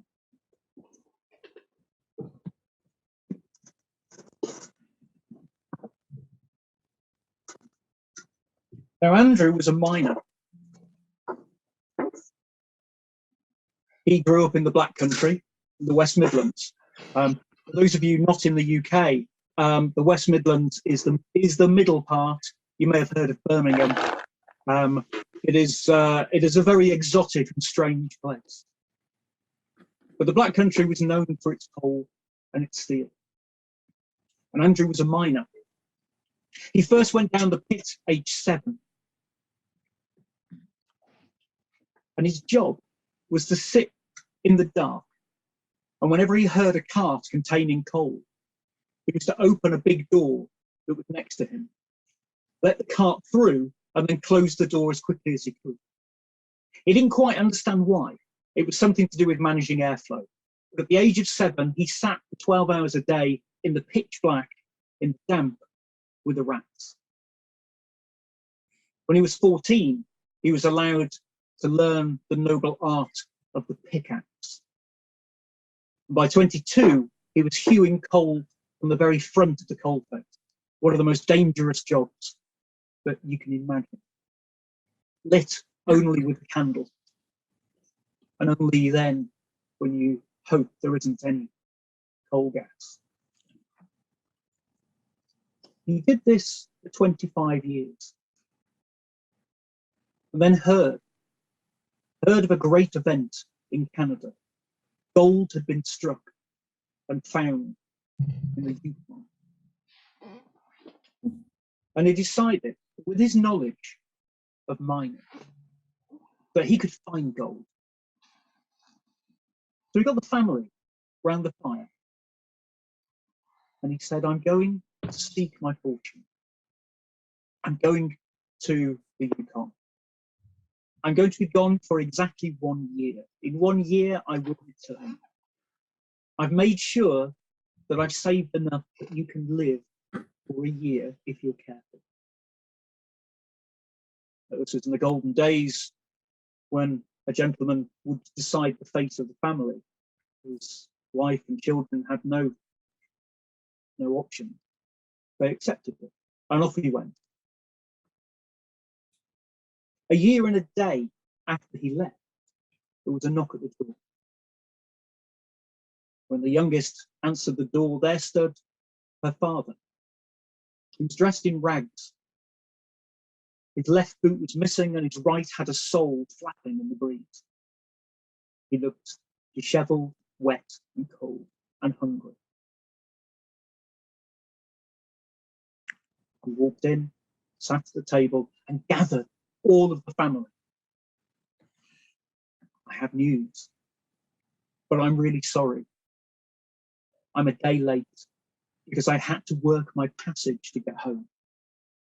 And the family were crestfallen because they knew that this meant that he had no money to buy a ticket to make the journey across the Atlantic.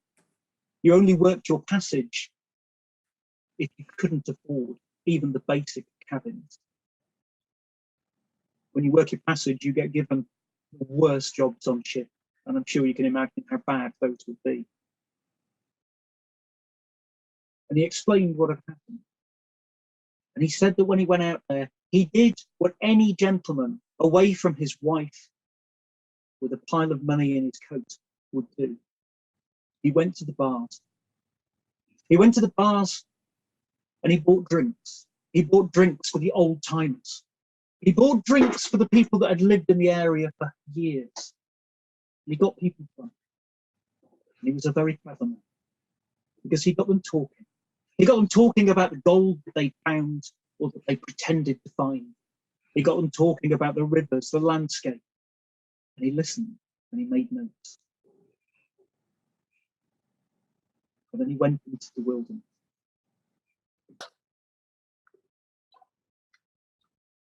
But he worked his passage back. He walked from Liverpool to his house in northwest Birmingham. It was about 160 miles. He walked. And he apologised again to the family. He apologised for the worry he'd caused. And then he reached inside his shirt. And he reached into a money belt. And from that money belt, he started to produce gold nuggets.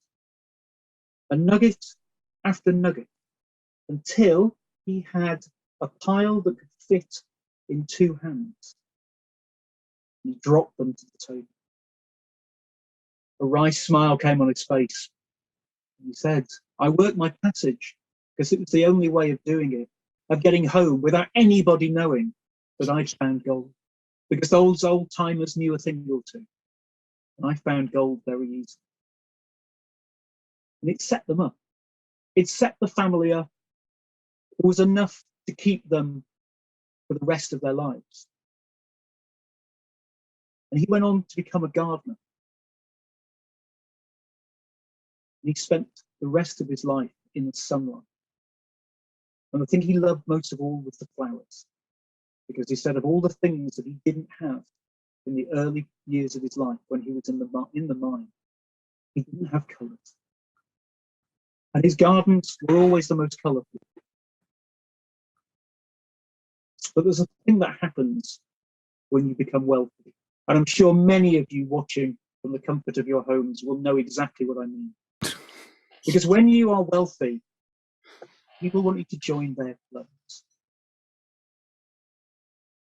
And Andrew Carter was invited to join many. He didn't join the Masons. He didn't like all of the costumes. He didn't join the then sort of gentlemen's clubs. He didn't really like drinking. But he quite liked mystery. And he was approached by an organisation. My picture again, so you can see this.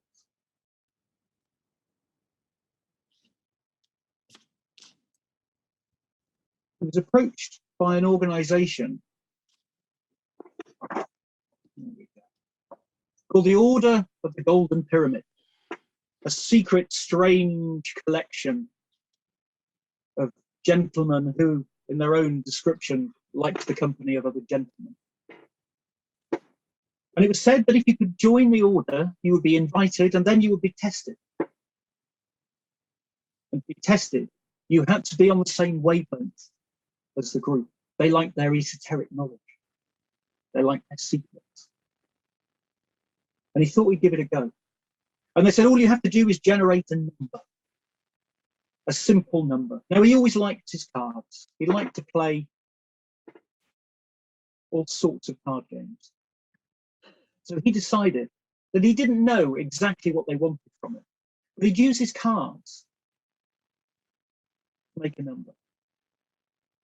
His favourite suit was always the spades, kind of go back to his mining roots. And as a gardener, his favourite tool was his spade. And what he did was he used a very special shuffle that he called the Kabbalistic shuffle because it sounded good. It sounded mysterious. It sounded esoteric. He didn't have a clue. He read it in a book. But what he'd do is he took the suits of spades from 1 to 9. And then he'd put some cards down. He'd deal a card down. So you can see. Then he'd deal another one. And then he'd switch. He'd switch 2 cards around so they changed places. He'd deal another card. He'd deal some more. And then he'd switch and deal the last card and create a number. And in this way, you can create numbers out of millions. He took the test and was accepted. Now, one of the things is this order is still going today, and you can still apply. You write to a PO box, and they send you one of these. And this contains the test. I tried last week and failed miserably to get in. Obviously, you know, never become a member of a club that will have you. This is someone here that would love to have a go and see whether they can join. Because if you pass the test, then membership is open to you with all of the things that that allows. This is someone here who wishes. It's very easy. You can do it from where you are. Go on, James. Go on. Yeah, okay. James. Yeah. Excellent. Nothing to worry about. You're perfectly safe. Unlike later on, where it could get a bit tricky. Thank you very much. All you have to do, James, is tell me, do I deal the cards or do I switch the cards round? Okay, and I can choose whichever way I want. Deal or switch. It's a bit like a Noel Edmonds game show, only a bit more interesting. Okay, switch. You sure? Yeah, yeah. No one has ever switched first go. How interesting. Deal or switch? Switch. Deal.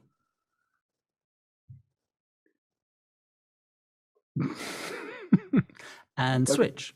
Overthinking it. 2 left. And switch. Okay.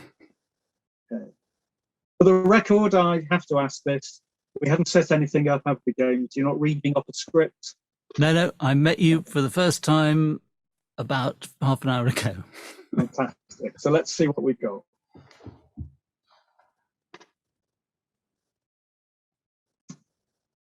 Seven, 8, 6. 5, 3, 4. 2, 1, 9. A number that means nothing to me. Does it mean anything to you, James? No, I don't think so. But we need to test it, don't we? We need to test it with the Order of the Golden Pyramid. And we cover this with a piece of paper. We do a little magical rite, and let's be honest, a magical rite is always more powerful if we use a little bit of fire.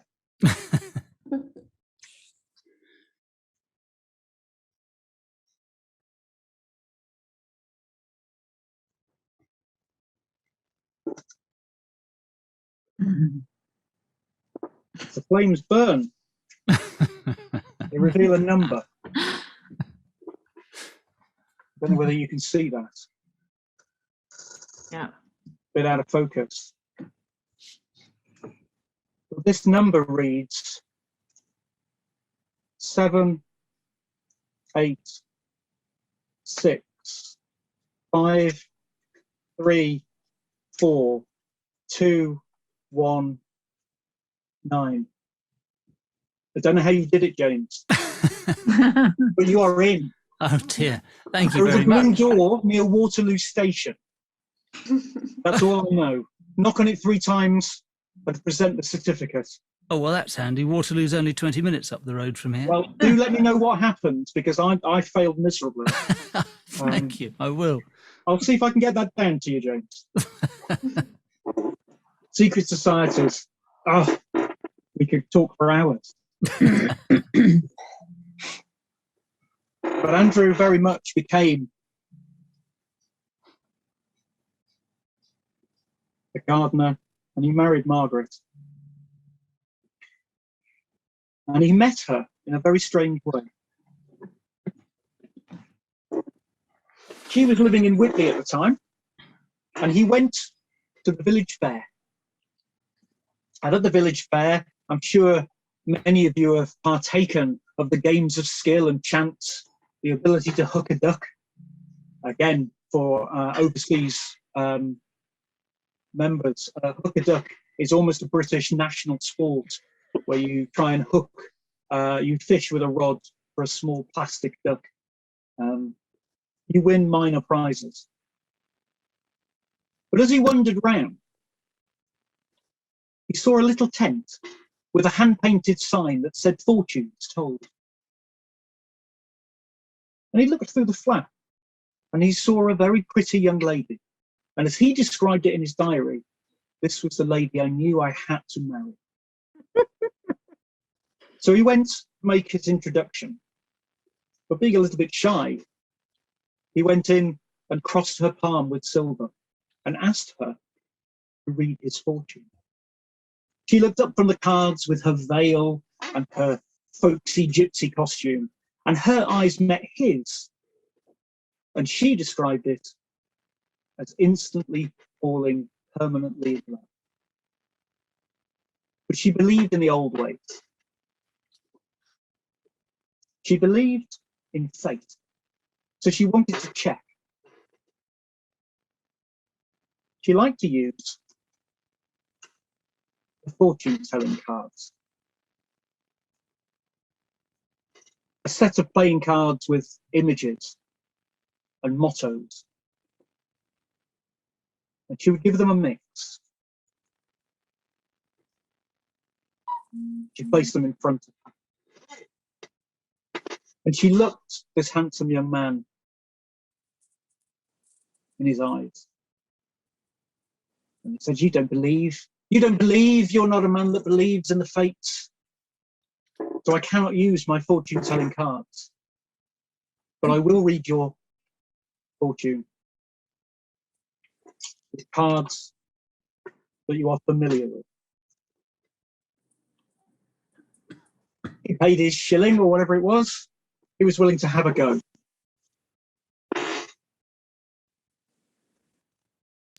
Miriam, you are sitting, hello. Hello. You're sitting without the mute signal on. Will you play Oh, why not? my great-great-grandmother? Okay. All you have to do is tell me when to stop. Stop. There.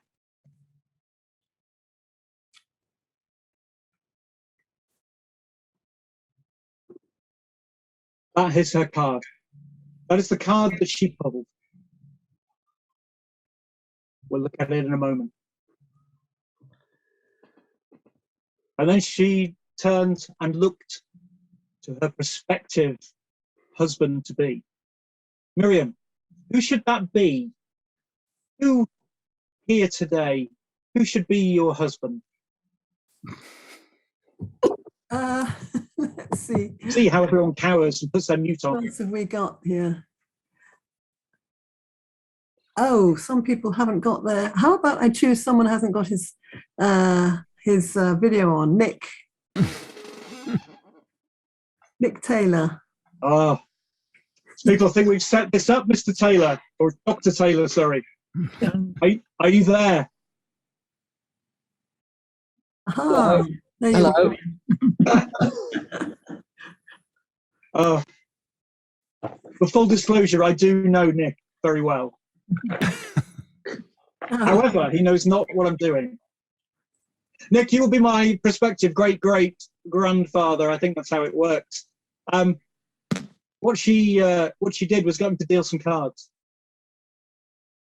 She dealt some cards, and then she said, "Do you want me to keep dealing?"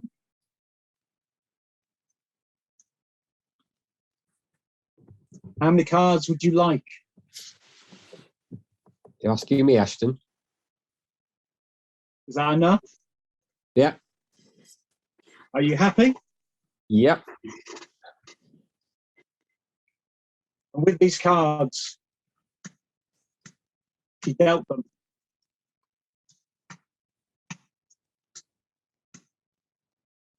Into some piles.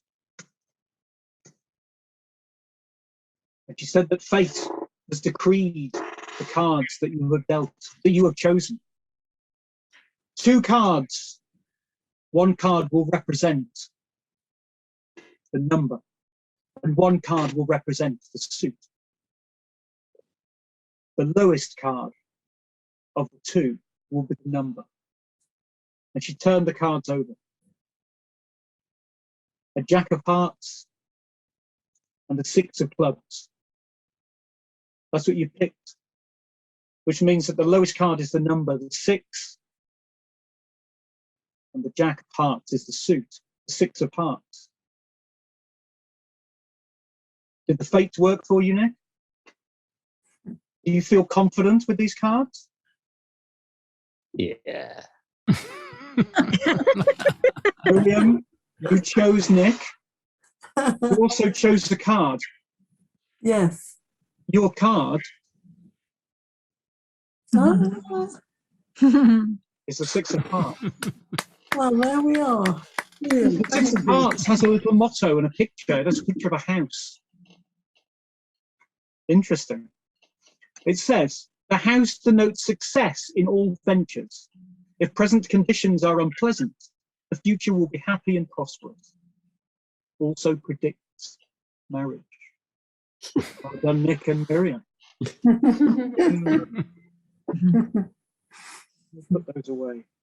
That's strange.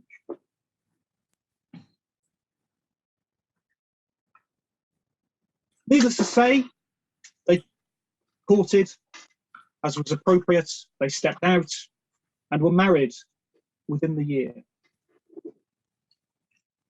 They gave birth over the course of the years to 3 children, Margaret being one of them. Margaret used to do some very strange things. And when she took orders and she became a nurse, she gave up all of her previous worldly belongings. And she gave up all of her, she called it childish fancies and dalliances. And one of those was to contact the spirit world. As a young girl growing up, she'd been sent to boarding school. And in those dark nights, midnight feasts, the girls would experiment, calling the spirits and chasing ghosts around their big boarding house.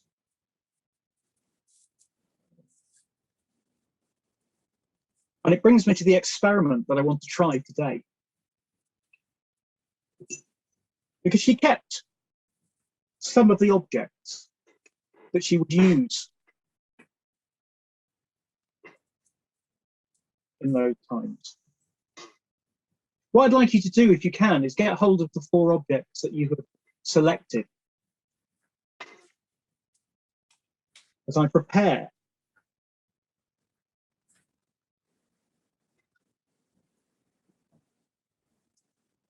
try and bring the spirit of Margaret back to me. And then to try and see if she can come and visit each of you. Don't worry, you are perfectly safe. She likes to visit my friends. She never stays. She always returns. I appreciate that some of you may not have thought we were going to be doing this sort of thing tonight. If that's the case, then if you do not take part in the experiment, then she will not visit you. She will only come to those people willing to take part in the experiment. So please watch and enjoy. One of the things that she would do with the girls would be to use some little blackboards, and she'd number them. This would be side number 1. I get this the right way around. 2, oh, that's terrible.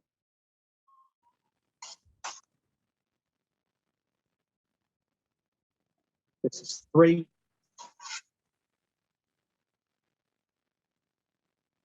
This is 4. And she would place these little blackboards with a piece of chalk inside a handkerchief. I'll put that there. I'm hoping that we can get a message.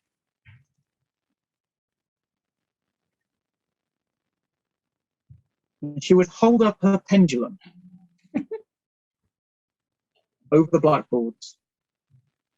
And she would ask the spirits in the room. In this case, I'm going to ask Margaret. Margaret, come, please. Move the pendulum for me. Move the pendulum and write a message. Write a message for me on the blackboard. Thank you.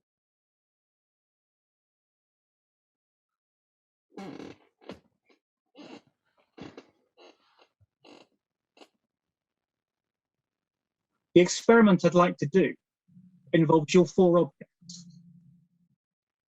And I'd like you to make a pendulum. So I asked if you could find a piece of cotton or a piece of thread and an object with a hole in it, such as a key. Take your thread, tie it through the key, through the hole in the ring or the key or the object, so that you can hang it, as I'm doing. And when you've done that, give me a little wave, just so I can see that people have got there. Fantastic. And I'd like you to arrange in front of you the 4 objects. Because I'm going to see if I can send Margaret around the world very quickly to visit each of you and read your mind. This has never been tried before. This is an experiment. It may work, it may not. If it doesn't work, then that is an interesting outcome. But I think it will. From what I've read of all of the abstracts and all the research that's being presented, you all understand something very fundamental about the notion of the secret place. And what's more hidden, what's more secure than your own mind. So if you've got the items in front of you, what I'd like you to do is think of one of those items. Select it. Don't tell me, and don't tell anyone else. Just think about it. I need you to be honest. What I'd like you to do is I would like you to hold up the pendulum. If you've never used a pendulum before, these are fantastic. Hold it up so that the weight is at your eye line. And I'd like you just to think about the pendulum moving. And I'd like you to ask in your mind for Margaret to help. Just ask Margaret to come and move the pendulum for me. Now, for some of you, it will begin moving very quickly. It'll give very definite movement with some amazing, amazing pendulum action already. Some of you, it may not work straight away. You may need to think, don't move your hand, don't move your arm. Just let the pendulum move. And don't be worried. Don't be scared. It will begin to move. And Margaret, go visit my friends. Go and nudge into their pendulums. Make their pendulums move. Go. I know you can travel instantaneously as a spirit. Move the pendulums. Nudge them. Move them. Now, a lot of people think that it's easy to get a pendulum moving. It doesn't matter if yours is only moving a little bit. But it's actually much harder to make a pendulum stop. So Margaret, one by one with my friends, make their pendulums stop moving. Make them stop moving. Make them stop, Margaret. Make sound stop. Stop. Thank you. When your pendulum has stopped moving, please place it in your hand. I'm really impressed. Even over the Zooms, I could see some amazing pendulums moving and spinning. Now, you will have felt there during that something very strange, because you will not have felt yourself moving that pendulum. That pendulum will be moving of its own accord. Sam, I'm very impressed. It almost span off the screen. Marion, yours was moving at a rate of knots. That was wonderful.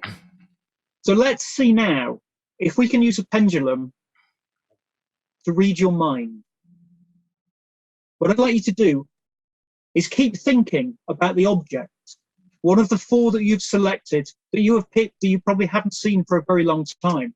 Just hold it in your mind as we move the pendulum. Hold it and move it over the first object. Wait a short period, because Margaret, go and read my friends' minds. Just take the knowledge of what object they're thinking and signal with the pendulum.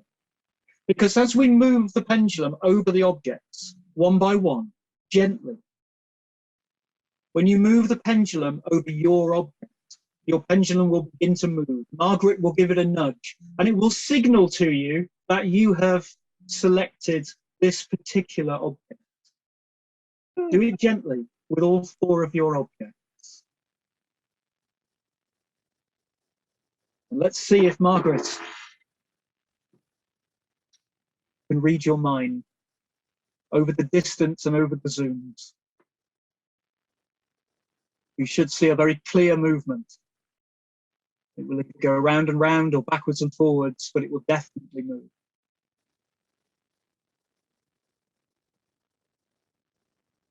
And when you've done it, place your pendulum down. Give your hands a little shake. And if you could, please, I can see some of you on my screen, but please raise your hand if Margaret was able to read your mind. Let me know. Let's have a count. Can we have a count? Who have we got? 1, 2, 3, 4, 5, 6, 7, 8, 9, 10. I think that's 11 that I can see, and people's hands going up. I am absolutely amazed. That is phenomenal. Please give yourselves a round of applause for that, because that was wonderful. 11 out of 26 over the distance with the power of the spirit. And back here I was hoping that Margaret would leave me a message. Let's have a little look.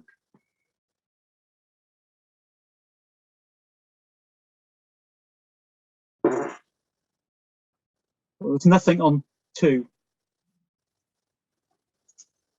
Nothing on 3.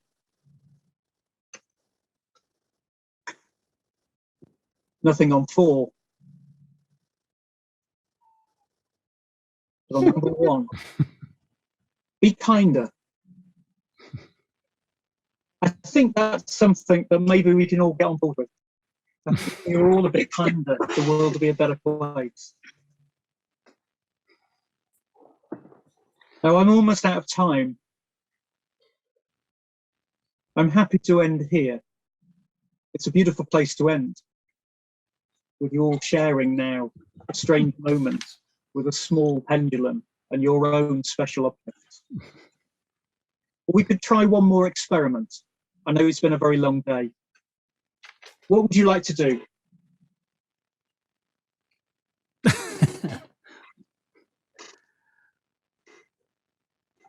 It will take 5 minutes.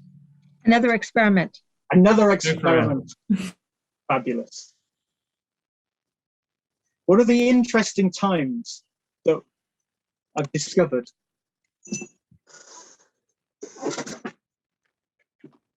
through researching Margaret's life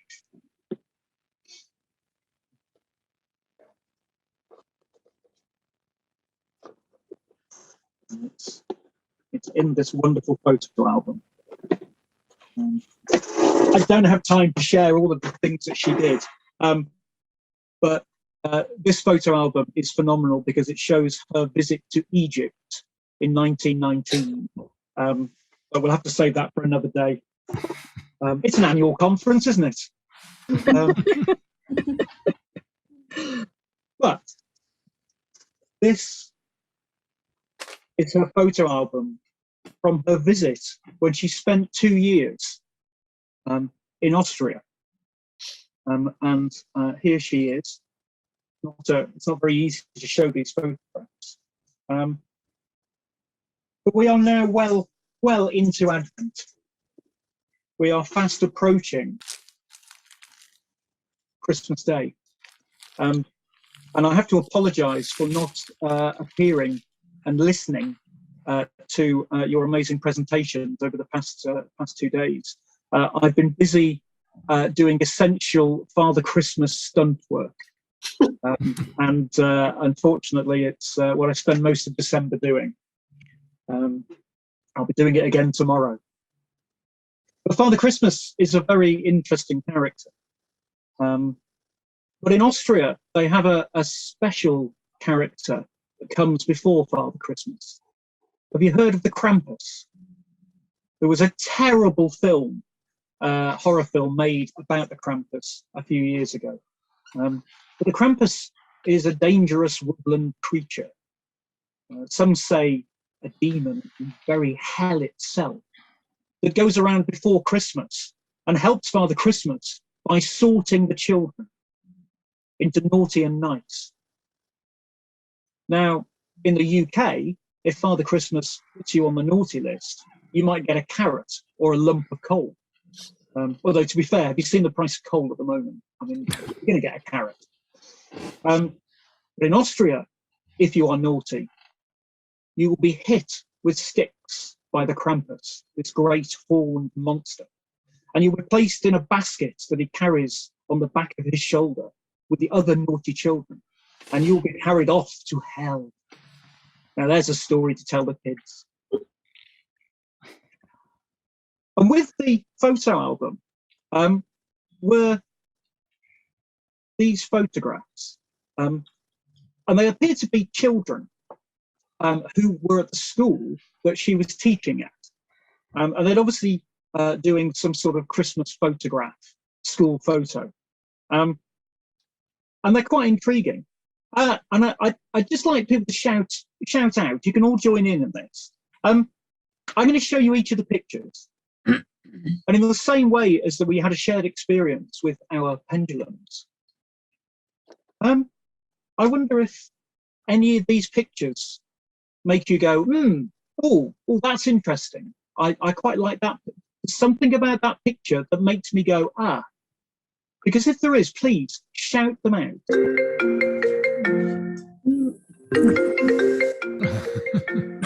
All right, to carry on. I'm going to show each of these pictures, and in turn, and if anyone gets a feeling of something about them, please let me know. And when I've done this with groups, we tend to get people, about a third of the pictures spark some sort of reaction. Can you see them okay there? Is that okay? So there's no names. We've just got quite a dapper chap.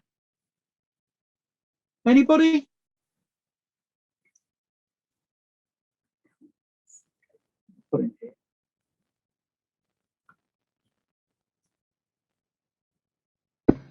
I will warn you, they are quite sinister photos. They do look a bit, I mean, this, yeah. Nobody? How about this handsome young man? Oh, there's a wave there. Okay, I'll take that. We'll pop him down here. You'll see a theme in hairstyles as we go through.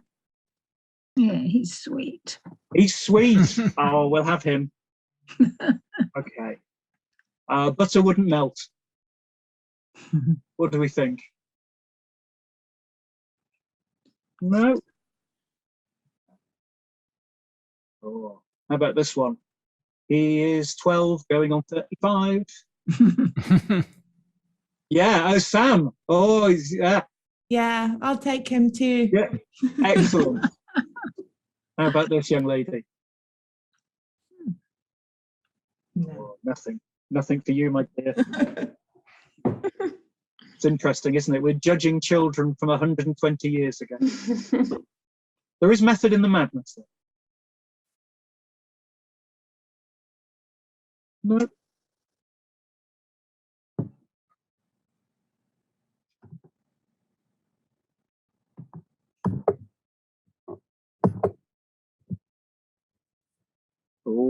Oh, interesting. Yes, Sylvia. Yeah, and Janet. At the same time, you both put your hands up. We'll have that. Okay. Let's try these ones. Let's try these ones a bit quicker. I appreciate that you know. So just give me. I'll do it. I'll just be looking at the faces I can see. But give me a wave, or give me a shout, or a cough, or a phone ring. Go for it. Are we ready?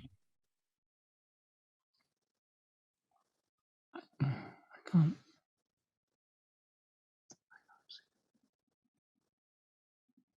Ah, interesting.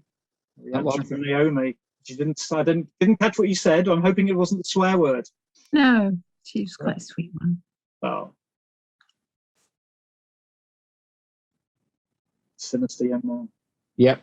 Yep.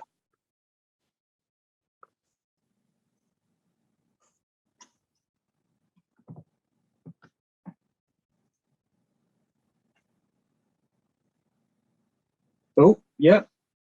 A wave. And the last one. Yes. So we've got a big pile of our young friends here that weren't selected. It's interesting because we're making decisions over the Zooms, over the medium of the Zooms. And each of these children, for some reason known probably only to Margaret and the head teacher, I think it was some sort of school joke. Because on the back of each of these pictures, there's either a picture of the Krampus stealing a child away, or there's a picture of Father Christmas. And I do like a Santa in green. I do like a proper Santa. And they're all mixed together, all higgledy-piggledy. They've obviously got Christmas cards. It's horrible. The Krampus is horrible. This is a cultural, all very strange. But what was interesting was that we tried two different ways. The first way, we tried to very carefully look to try and understand a bit about the children. And then we changed. We changed to try and do it as quickly as we could. Snap decisions. The sorts of things we do when we first meet someone. And what's interesting, let's see if this has happened, is that all the people here were people that we were looking at, evaluating. These people, snap decisions. And if we look very carefully, we'll see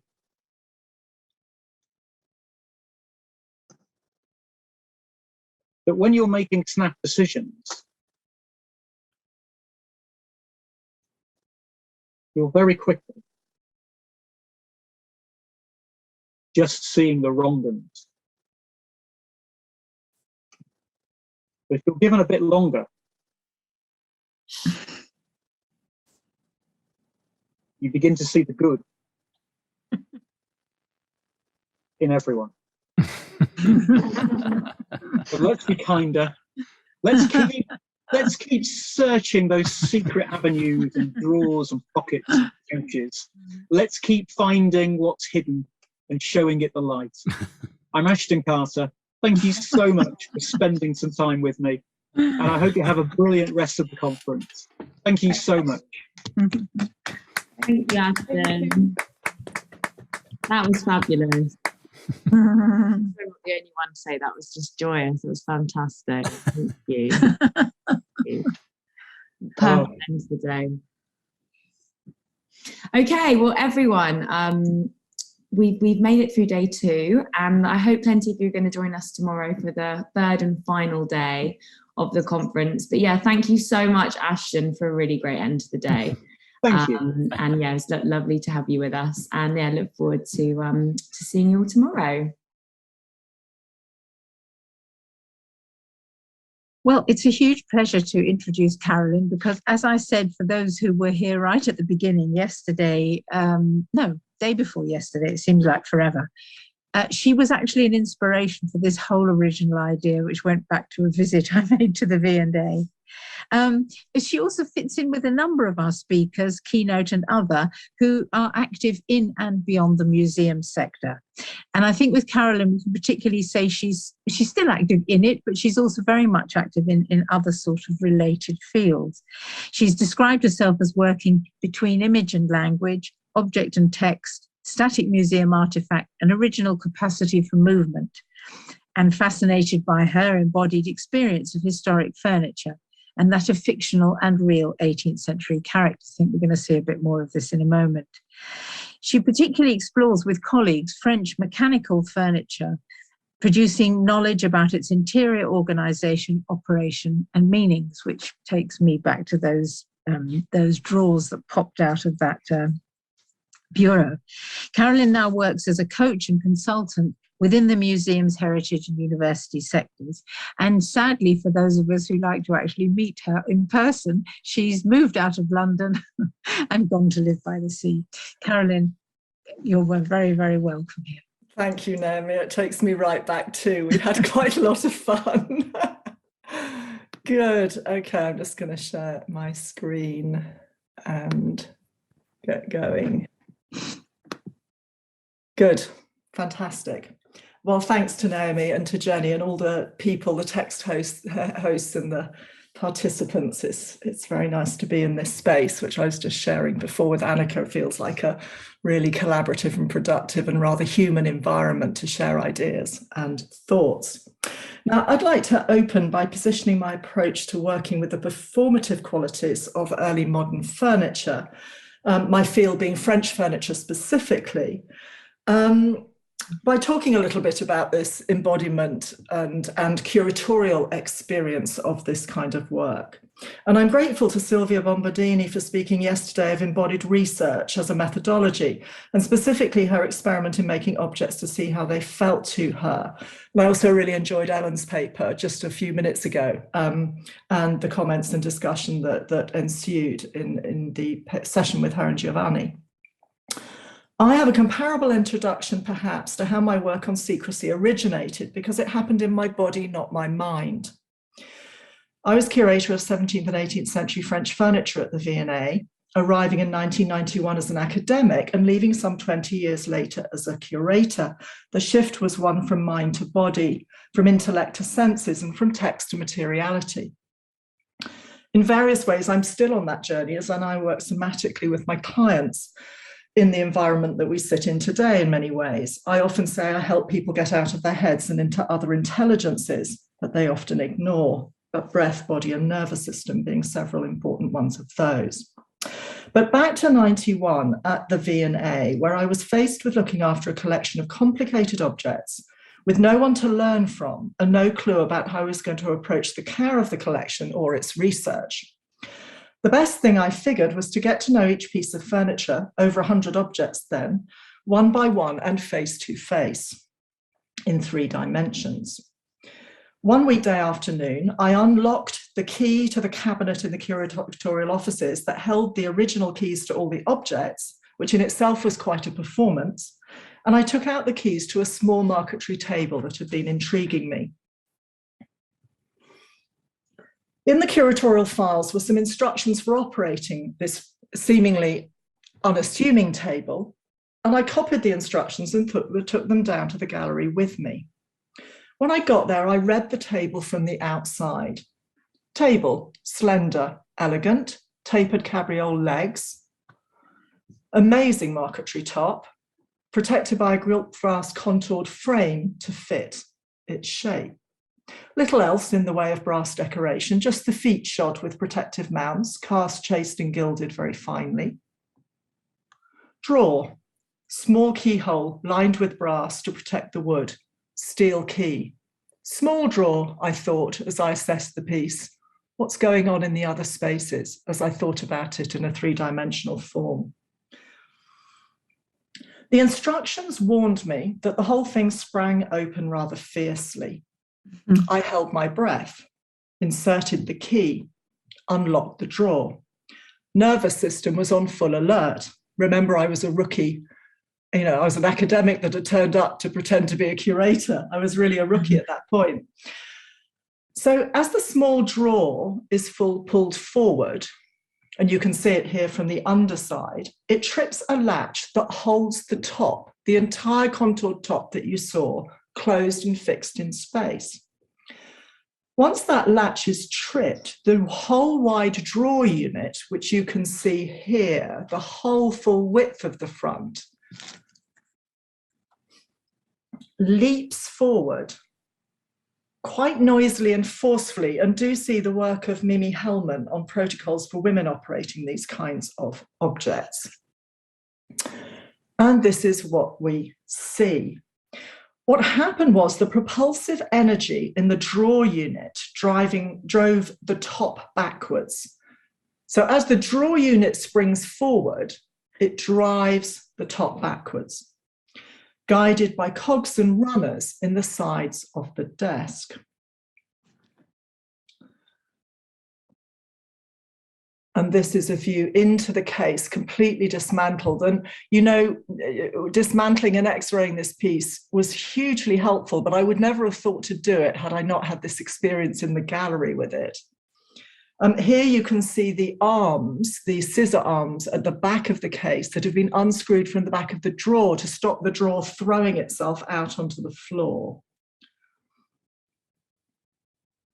And then if you look on the side of the same interior case, you can see cogs, a cog in each side here, and runners along the side that choreograph and orchestrate the smooth movement of the top backwards, so it too remains on track. So after this springing open of the table, which once I'd pulled the small drawer forward happened completely automatically and rather shockingly, I raised the reading slope, which you can see at the centre front there, dark purpley brown velvet on the front surface to protect books. And it stands on a ratchet support structure behind it. Can't see that on the slide, but it's obviously supported. And the ratchet structure that supports the back of the reading slope clicked noisily and rather satisfyingly into place, which eased my nervous system into a sense that we were safe, nothing was going to fall or break, and I wasn't going to get fired in my first few months of working. So with that degree of soothing in my system, I poked around a bit more, opened up those side compartments that probably held toilet accessories and now are missing. I relaxed. I enjoyed the exploration.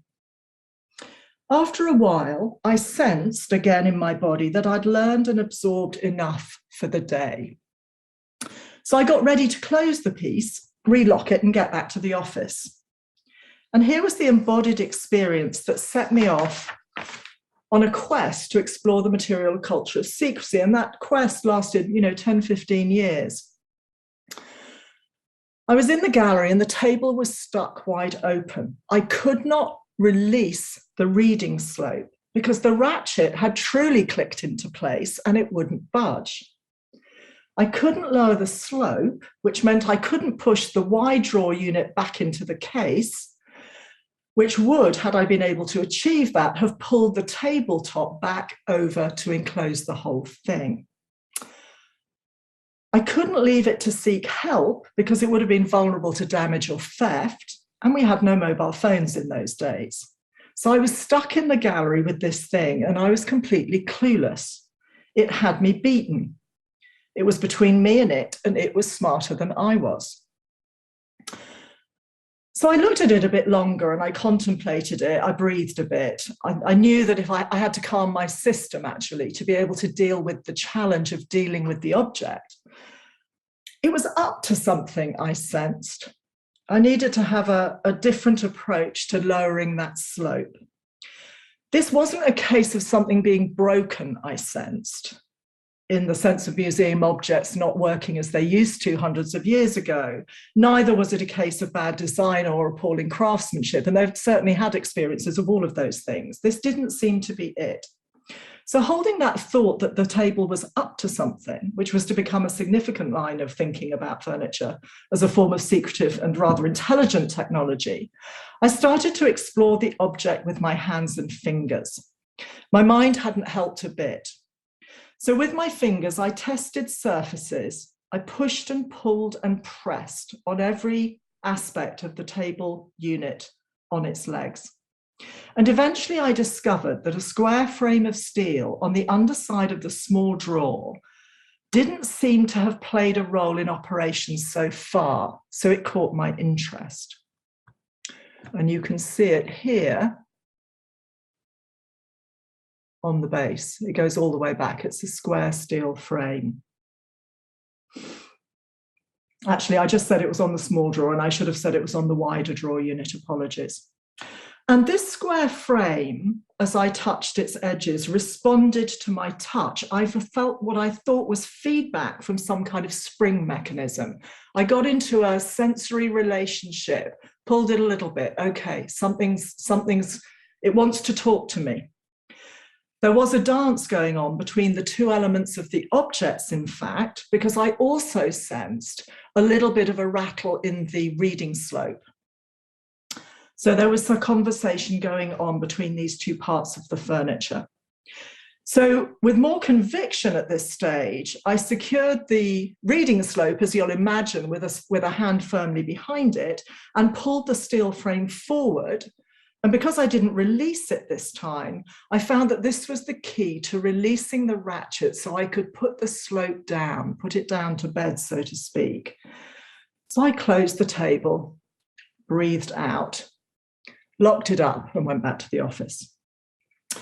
Interesting, I thought, in reflecting on this experience, because this object opened by the wrong person, i.e. not the owner who knows how it works. In a sense, I was becoming its guardian, its steward, in learning how it worked, in my job, in the role, in the museum, in the gallery. If the object was opened by the wrong person, I reflected, it would open relatively easily. In fact, it would really open itself, but then it would resist closure. What was that about? Why would it be that way round? I would have expected it to be the other way round. That was my experience in the first few months of my job. I didn't tackle this object as my first item, as you'll imagine. It felt almost as though the object was standing there on the ground, not silently, but rather shouting, "I have been opened, I have been violated, see what has happened. And I will wait here until my mistress comes home, and she will know from the way I stand what has occurred here." So it was standing in for its owner's interest and agency until she returned to it. It spoke a truth she would want to hear. That sense of a speaking object, an artifact that resisted my silencing of its narrative, in fact, stayed with me. And I actually still feel it in my body as I write this paper and speak it to you now. So perhaps this embodied experience can frame my topic today, furniture as theatre, performing secrecy, surveillance, and subterfuge. And I'm just going to note that by furniture, I mean tables, cupboards, desks, boxes for jewellery and letters, all of these object types that were made in Paris, especially Paris, by specialist artisans in combinations of wood and metal systems. Thinking in wood was the domain of the furniture maker. Thinking in metal was the domain of the locksmiths and other specialists. The thinking in wood and the thinking in metal are two embodied thinking systems and experiences. And they came together in these kinds of objects in not entirely new ways, but in a way that produced a much more complex series of new furniture forms, especially in the second half of the 18th century.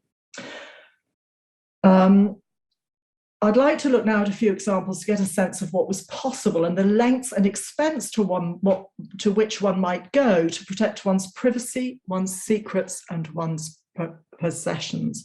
And I'm going to start with the only English piece, actually. There were French versions of this, but I haven't been able to find one.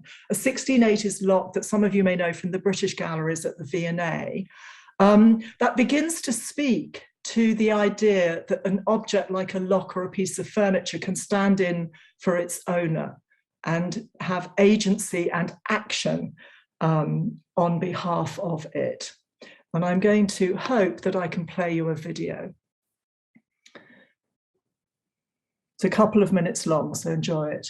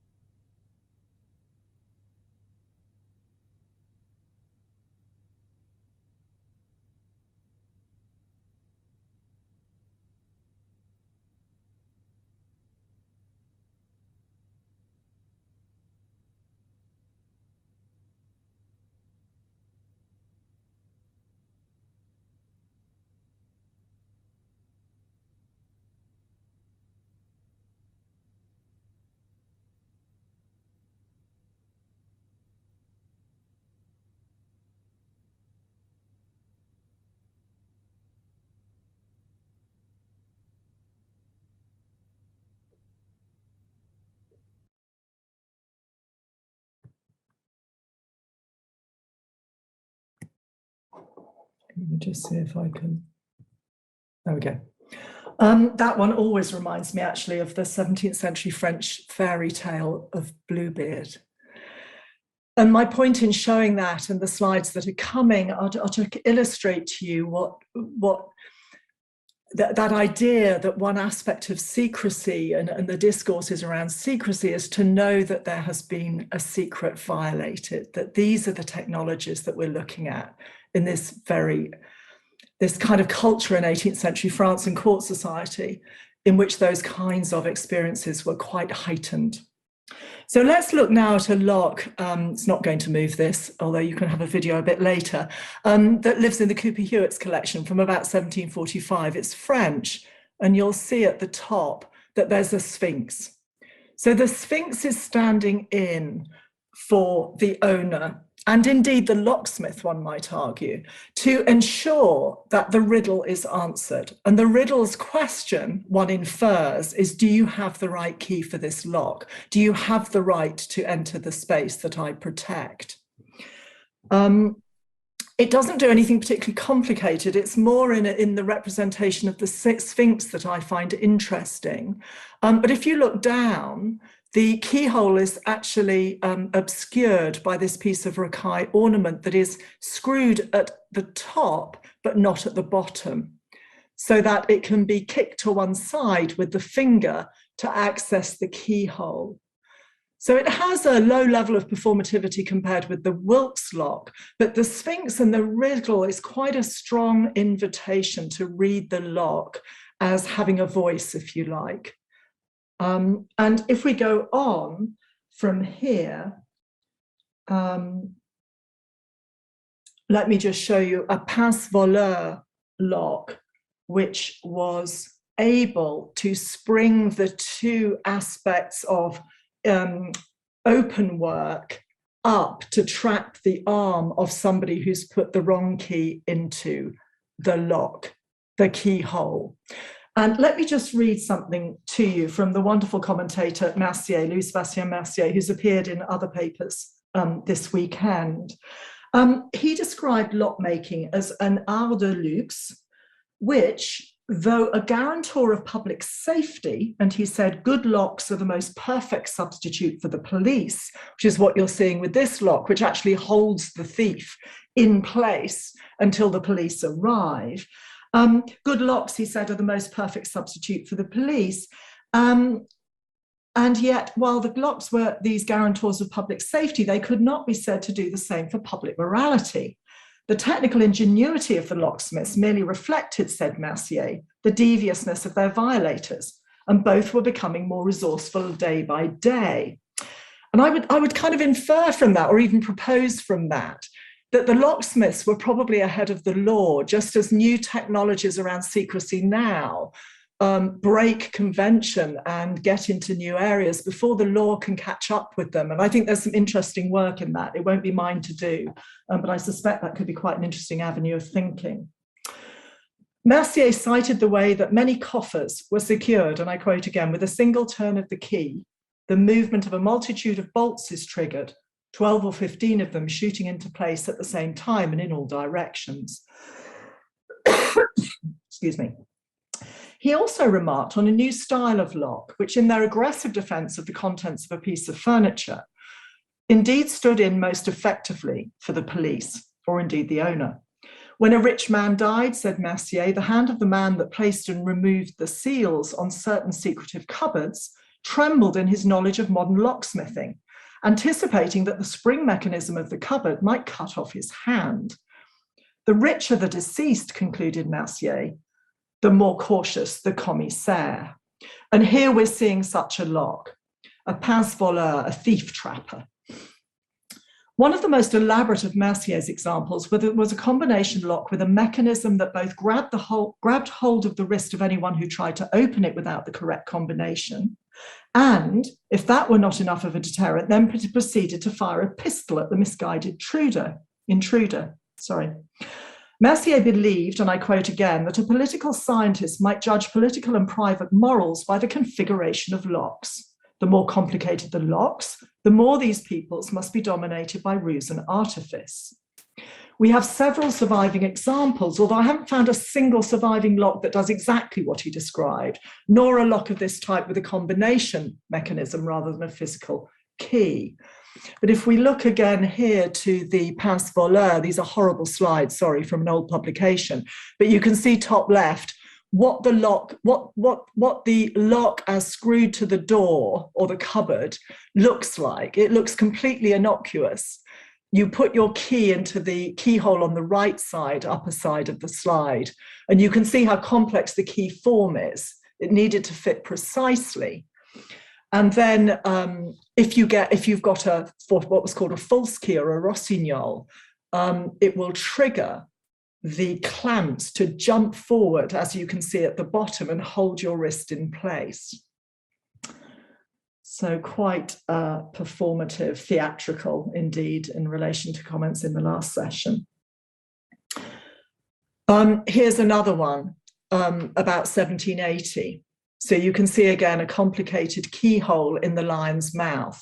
You'd often find a lion on a door. It wouldn't be an unusual thing to find. But when a false key is introduced into the lock, the bolt would usually be a bit too long. It would act on a set of springs that activate that release the jaws to clamp down on your wrist. So again, you've got a rather similar situation. And another example from France in the late 18th century, in this lock mechanism that you see in pieces, this one has both a sonic alarm and secondarily a gun that fires embedded in its mechanism. So that if you put a false key in, the long key or a non-fitting key would act at its tip on a set of springs that activate a hammer, which striking on a cog set fires to the powder that are contained in two contiguous barrels in a very similar way to the firing of a pistol. And it also rang an alarm at you. So, you know, you can really get a sense of what it was like to have an encounter with one of these locks. I can't resist showing you just briefly one slightly outside my frame of study in the early 19th century. This is an extraordinary piece in the Musée Le Secteur Tournelle that has an outstanding collection of this kind of object. Embedded in it is an English-made pistol, and the whole mechanism, it's up here, can you see it, is designed so that as you open the door, the pistol comes into alignment with your body and it fires at you. There it is. Quite something. And just to reassure you that this isn't simply a one-off, this is a manual, a treatise on locksmithing, actually ascribed at one point to Louis XVI, although not in fact compiled by him, that shows the whole interior system for mounting a gun like this. I've not time to go into that in any great detail. What I'd like to do is to explore two scenarios, late 18th century both, in which technologies of secrecy, surveillance, and subterfuge are principal elements of the plot, in order to contextualize and perform these artifacts even further. In the first, a play by Beaumarchais features a jewel box with a secret compartment.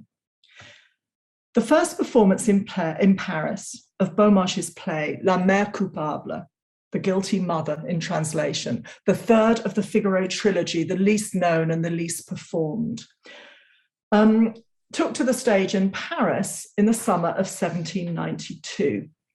It was the third in the trilogy, preceded by The Barber of Seville and The Marriage of Figaro, which you may know a little better. And all of the plays actually revolve around domestic and familial intrigue. And the plot of La Mère Coupable involves a complex narrative around the concealment and exposure of two family secrets. Let me introduce you just briefly to the players. The Count and Countess Almaviva have been married for 20 years since The Marriage of Figaro and reside back in France, having lived in Spain.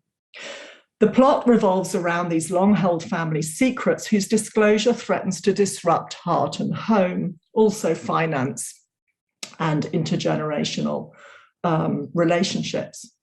The Count's manservant, Begeas, who is the secret keeper for both Count and wife, is the potential engineer of the family's downfall. A jewel box with a secret compartment is his prop. It's the primary instrument that he uses to choreograph the exposure of the secret without implicating himself. And the box is also, I would argue, a character in the play. I'm thinking actually here about James. I made a note, I don't know if James is here in this session, about something that he said a little while ago this morning, was how an object can articulate something that is in you.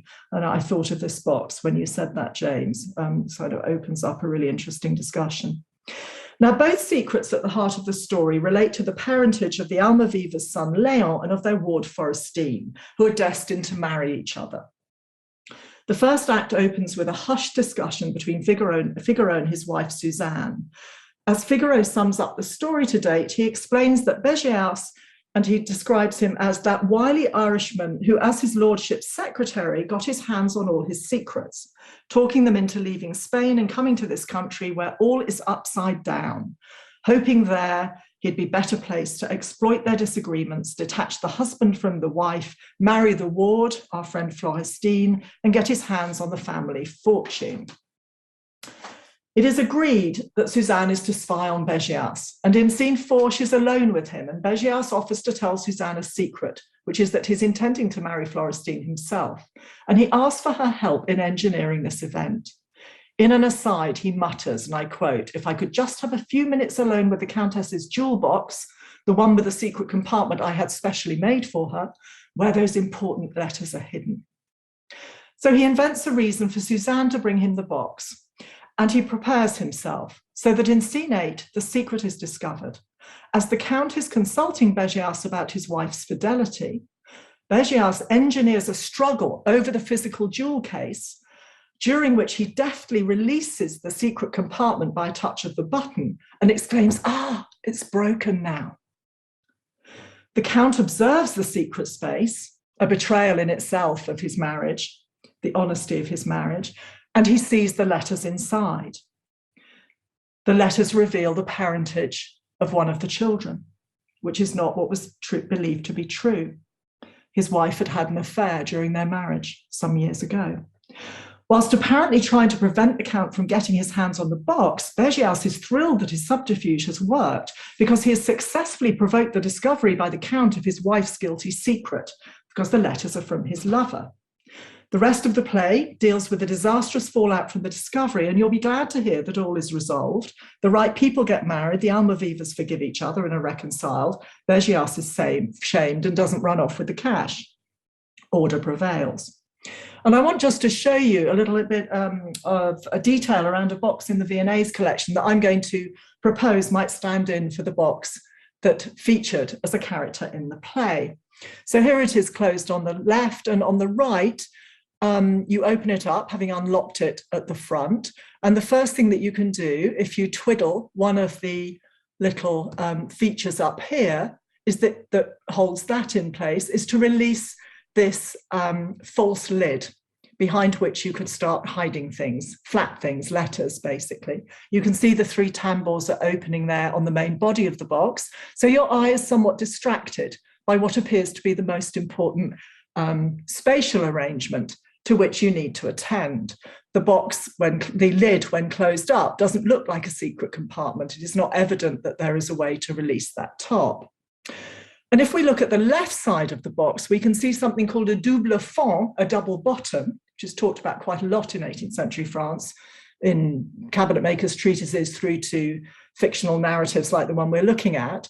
And you can see that you can spring forward by releasing a secret button, a whole lower drawer that is disguised by the continual marquetry arrangement on the left side of the box.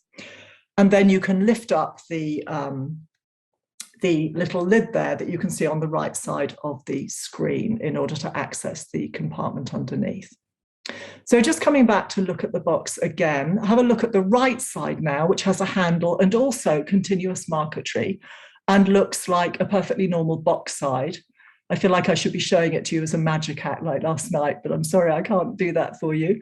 So here you can see that I'm pointing to the side that is a single panel of marquetry, apparently.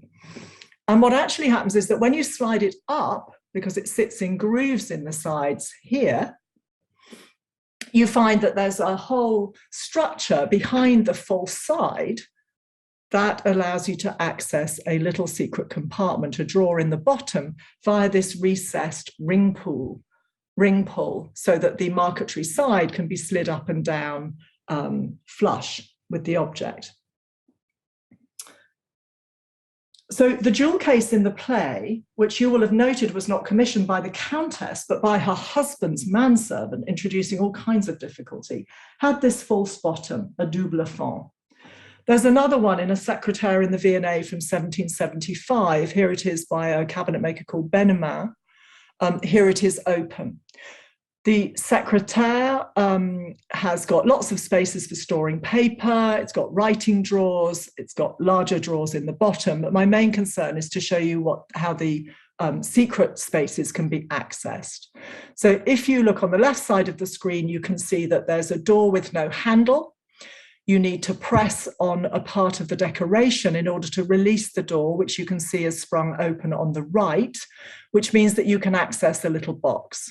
You might be feeling quite pleased with yourself at this point and allow yourself to enjoy the little box without removing it from the object. If you did remove it from the object, you could then slide the false bottom forward and you would find this little box in the very, very bottom, deep in the cavity at the center, in the heart or the gut of the piece of furniture.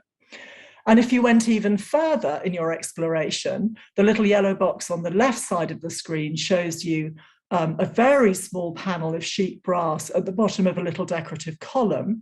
And if you press that, actually, sorry, you'd have to have the door open. You'd press something on the inside of the space with the door open. This little drawer would spring forward as soon as it was released. There's the little spring that throws it forward. So you've got a couple of those, one on either side underneath the little columns.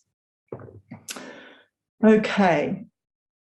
So that these, actually, let me leave that on the screen for the minute. So that these kinds of hidden maternal spaces could be detected by a discerning eye or hand is clear from various contemporary descriptions and fictions. A fictive Monsieur Custine, for example, examining his wife's jewellery box, said, "I knew by its depth that it had a false bottom. To access the secret, I pressed the spring that revealed the space at the bottom, which was very deep. He reached in and took out the letters that were concealed there. He found them to be from his brother to his wife, expressing a love dans le langage le plus passionné." You won't be surprised to hear that Mercier too makes a commentary on the way the eye can be deceived. A lock, he says, reveals only an empty space behind it, tricking the most discerning eye. One must activate an imperceptible and unsuspected spring mechanism to access its space. What he meant by this, I think, was once the key was turned, the eye was deceived into thinking that no space existed beyond that which it immediately registered as revealed by the opening performance. However, a skilled, curious, and might we say skeptical eye, or jealous eye, might notice that a further layer of space was present. This requires some reading skills in 3 dimensions, I might propose, and might invite the nimble search for a button that would trigger a spring and cause the space to jump open and reveal itself. Now, Mercier made an analogy between secret compartments and the way domestic buildings, grand ones, were designed by architects to support familial secrets, private behaviours, and political subterfuge. And I quote, 200 years ago, he was writing in the early 1780s, no one could have visualized the hidden secret stairs, the little unsuspected cabinets, the false doors concealing true exits, and the floors which could be made to rise and fall, the labyrinths in which one can hide and put off inquisitive servants while indulging one's tastes, a way out opening onto the garde-robe of the next door house, hidden from everyone except those in the know, but designed to foster the mysteries of love and sometimes those of politics. And I want to turn, and actually no, let me just show a couple more slides here. I'm just going to talk about a secret just for a moment, and I've heard other really interesting framings of the secret. Let me just quote Karma Lockery, who states this: "The paradoxical properties of secrecy are that the secret implies its own revelation." So I interpret that as saying that a thing concealed but not known about isn't a secret at all. It's simply a thing concealed. For it to become a secret, its existence must be known in some way. Then and only then does it have currency or agency as a secret.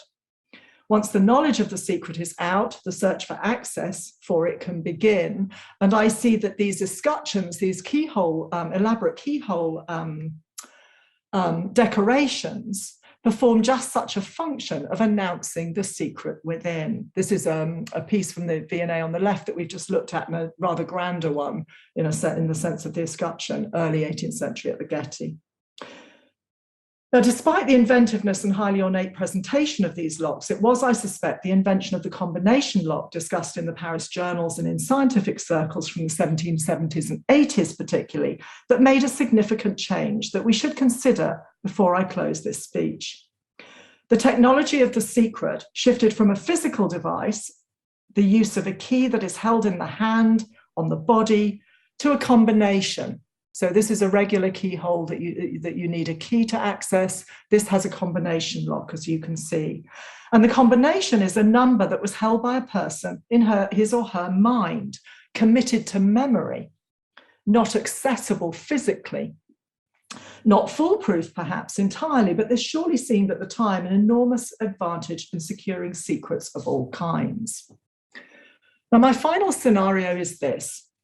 In April of 1886, the New York Times ran a story about the extraordinary case of the alleged poisoning in 1789 of a court locksmith called François Gamin by the King and Queen of France. Gamin was locksmith to the French court at Versailles. He was no ordinary locksmith, since he not only supplied locks and hardware to the royal palaces, but was also contracted to teach Louis XVI himself the art of locksmithing. The king's hobby was in fact the subject of much ridicule and romance, both then and now, but is Gamin's involvement with a certain lock that shapes the last of my stories today. We're in Paris. It's 1792. The king and queen are by now effectively under house arrest in the Palais des Tuileries, a building that once closed off the west side of the Louvre, and which was destroyed in the 1870s. Not surprisingly, Louis XVI had need of a secure place to keep his papers, and he commissioned from Gamin a lock for his armoire à fer, an iron cupboard concealed behind the panelling in a corridor in the palace. We pick up the story at the point where Gamin, having fitted the lock and explained its workings to his patron, was about to leave the palace. A door opens to reveal two people standing on the threshold. One was clearly Marie Antoinette, Queen of France, here depicted 10 years earlier in 1783. She was not probably that evening dressed so charmingly, and she was 10 years older than when she sat for the portrait, but indulge me, please. We will, just for a moment, buy into the version of the story, and there are many versions, that says it was the Queen, not the King, who led Gamin to the door, even though we know that Marie Antoinette's two great crimes of being female and foreign led to all kinds of assaults on her character, and that we are treading the path of myth rather than historical reality at this point in the tale. So let us then go even further and assume it was a stormy night. Gamin was not then 40 years of age. Let us imagine he's about to start backing out of the door. He has his back to us, the Queen is lit more clearly, and we see that a transaction is taking place. She appears to be handing him a glass of wine, red, I think. Imagine, if you would, that in place of the flowers is a glass of wine in her left hand, offered to the locksmith to fortify him on his journey home to the town of Versailles, where he's lived all his life, not far from the palace, which is the main source of his income and status. Gamin gladly accepts the wine, drinks it, and turns to leave. Perhaps we catch sight of him in the fleeting light from the flaming torches in the courtyard as he climbs into his coach. The horses are keen to be on the move, and they draw the carriage swiftly out of the gates, taking the road out of the city to the southwest. No more than 20 minutes into his journey, the horses are reined in dramatically as Gamin falls from the carriage to the muddy ground, clutching his belly in extreme pain and distress. A doctor is called, and the suffering locksmith is transported home with symptoms that are remarkably similar to those of arsenic poisoning. The question of whether or not Gamin was poisoned on that fateful night preoccupied the revolutionary courts, whose examination of Gamin's evidence was the topic of that New York Times story much later. And it continues to rumble on in various circles, including among historians of the revolution and with royalists who continue to defend the integrity of the French king and queen. The story is, of course, important because it has a bearing on the political downfall of the regime itself. Because Gamin, having recovered his health, passed on information about the lock to the armoire à fer at the Tuileries, so that it could be opened in November 1792 by the officials of the Convention. Here, Gamin, depicted wearing the revolutionary cockade, has broken open the safe. Roland, Minister of the Interior, who had come to the Paris to witness the opening, is amazed to see its contents. The papers, the archive within was revealed, and Mirabeau in skeletal form represents the king's defeat. The skeleton was indeed out of the cupboard, but what was extraordinary about the story was that the papers or the archive contained within the cupboard were not as incriminating of the king as the new legislative chamber had hoped. And in fact, the existence of the armoire itself, with its secretive function, ended up playing a symbolic role in damaging the king's reputation irreparably. His crime located less in the contents of the documents he locked away than in the actual fact of keeping a secret from his people. Now, in conclusion, locksmiths, both the guild and its individual members, jealously guarded their trade secrets and the designs of their mechanisms, claiming that such practices of concealment were in the interests of public security. However, even the most complicated design for a physical lock and key was vulnerable to the most simple of risks, of loss, theft, or betrayal. And despite the extraordinary efforts of the trade to invent the ultimate security system, this form of technology remains somewhat limited. Mercier asks, what man would not grow pale in the realization that he's forgotten to lock his secretaire with the industrious key that's never out of his sight? Love, ambition, and politics entrust their secrets to bands of steel. For a woman, the risks were equally severe, her betrayal by a female servant resulting in the discovery of her love letters. One day we learn in a semi-fictitious account of a love affair of a woman going to mass, and I quote, leaving her keys in her cabinet, an officious servant acquainted her husband her mistress had left her cabinet open. The outcome you can guess. I suspect that in late 18th century Paris, the secret became indistinguishable from its technology, and indeed of the performance of that technology of concealment and exposure. So we might imagine that the content of the secret itself, the letters, for example, was part of a bigger picture of what I would call the full narrative of the secret that includes the technology by which it is concealed and exposed. I want to return now to a couple of questions about Gamin to Beaumarchais and his characters, and conclude this session with a couple of observations. First, I wonder whether Gamin fitted a combination lock to the door of the armoire affair at the Tuileries. No evidence survives to help establish what kind of lock he used, but it seems to be highly plausible that the king and queen, on bidding him farewell on that stormy night, might have wished that the secret code perished with him on his way home. Second, most historians have rather ignored the symbolic importance of Louis's secrecy and his locksmithing.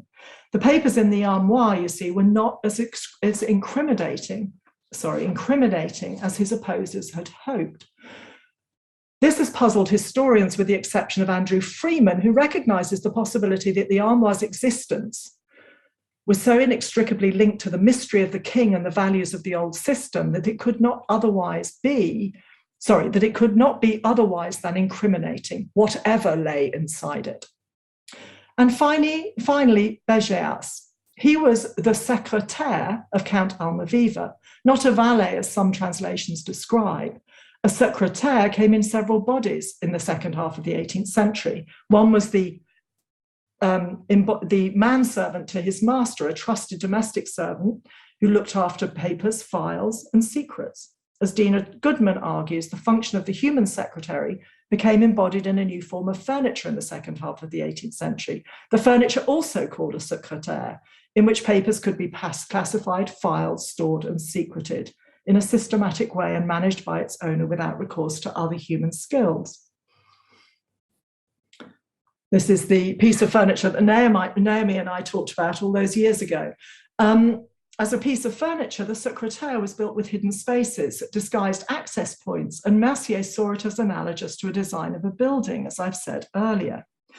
A secrétaire, as you can see in this image, was a complex structure. There are many openings in this, and if you take out the two lower drawers of the six there, one pulled forward on the left, you find a double fond, a false bottom. You pull that forward and you find these inner compartments in plain oak.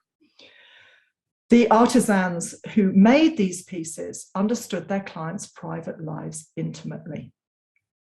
And finally, Beaumarchais, how does he fit in? Well, he was a trained watchmaker like his father.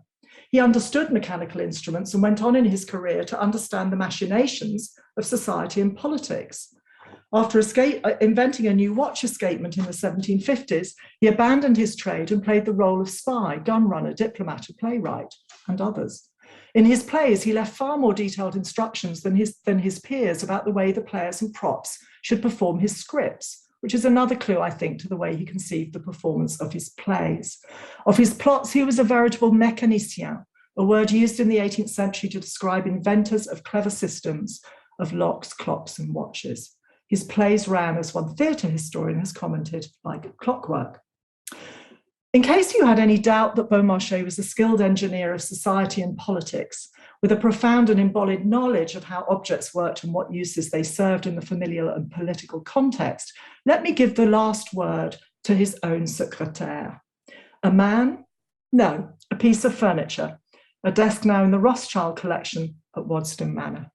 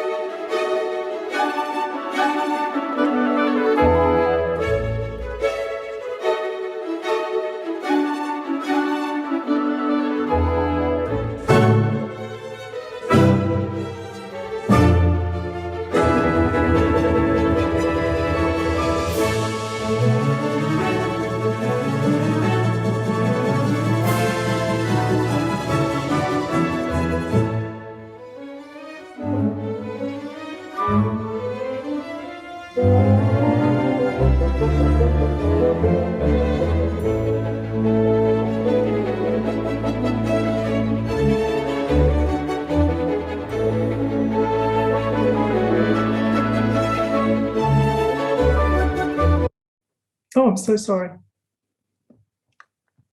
I think maybe I'll leave it there because I know time is short. I stopped that a moment too soon with a touch of my finger on my very delicate keyboard. I think it makes the point. So thank you very much. Thank you so much. That's absolutely wonderful. And I won't leap in with questions because I think there'll be lots of other, oh my God, look at all these. These are thank yous. But please put up your little raised hand if you want to ask a question. It's slightly easier than looking in the chat. Well, I will start. I'll start. Oh no, yeah, sorry, it's still claps, which are continuing. Yeah, James, would you like to start us off? Yes, thank you. That was absorbing and fascinating and delightful. It made me look at a little box I picked up at a jumble sale as a child in a whole new light, which also, I mean, in a miniature scale has, you know, secret compartments and you slide a panel and so on. So the question I wondered about was thinking of the connection you made with what we were talking about in the earlier session about both theatricality and a sense of an object releasing subjectivity. I used to teach a course on the relations between people and technology. And of course, there's loads of stuff there on issues of cyborg subjectivity and the ways in which objects are good to think with or material is good to think with. And I wonder whether anywhere in the work you're doing there might be scope for, or maybe there has been scope already for exploring that possibility of a kind of cyborg subjectivity. I think it struck me especially, I mean, it occurred to me this morning in connection with Ellen's paper, actually, these objects as extensions of the self, and even more strikingly, in relation to your sense that actually the objects have an agency that they continue to exercise on behalf of the self, as if there's a kind of remote cyborg prosthetic extension of the owner. I wondered if that has figured in relation to the discussion of these objects, or whether it might usefully do so. Oh, I mean, I just want to give all of this to you and Ellen and say, go figure. Yes, and if I was in this field working as a researcher still, I think the frame would shift dramatically, given the kinds of conversations that are going on in this conference, and also with a new generation of researchers. I mean, all I can say is yes. And you know, if you look up locks and keys now, if you simply Google locks and keys, you'll just go instantly into coding and security and false senses of security and passwords and all of that. And I think the cyborg aspect of it is really, really interesting because, you know, that box and this phone have got something in common with each other. I haven't, and some of you may have done more of this kind of reading.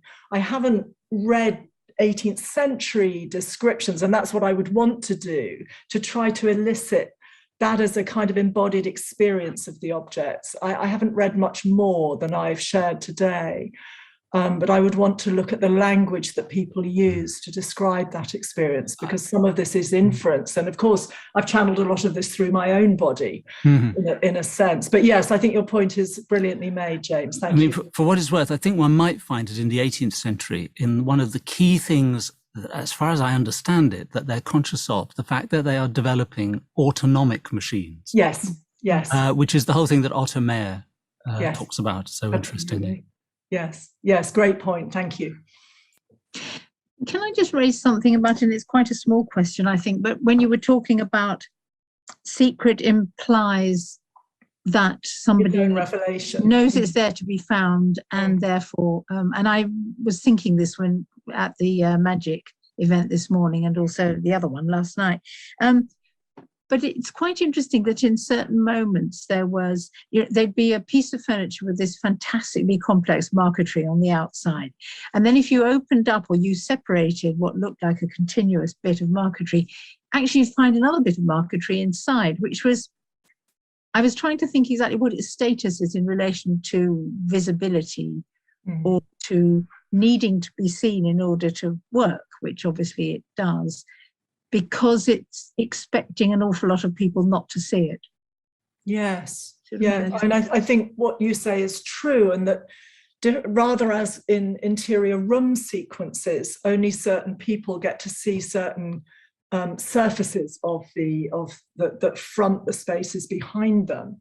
And so people were very used to that in a certain kind of circle in 18th century French life, or indeed any kind of court life of that type.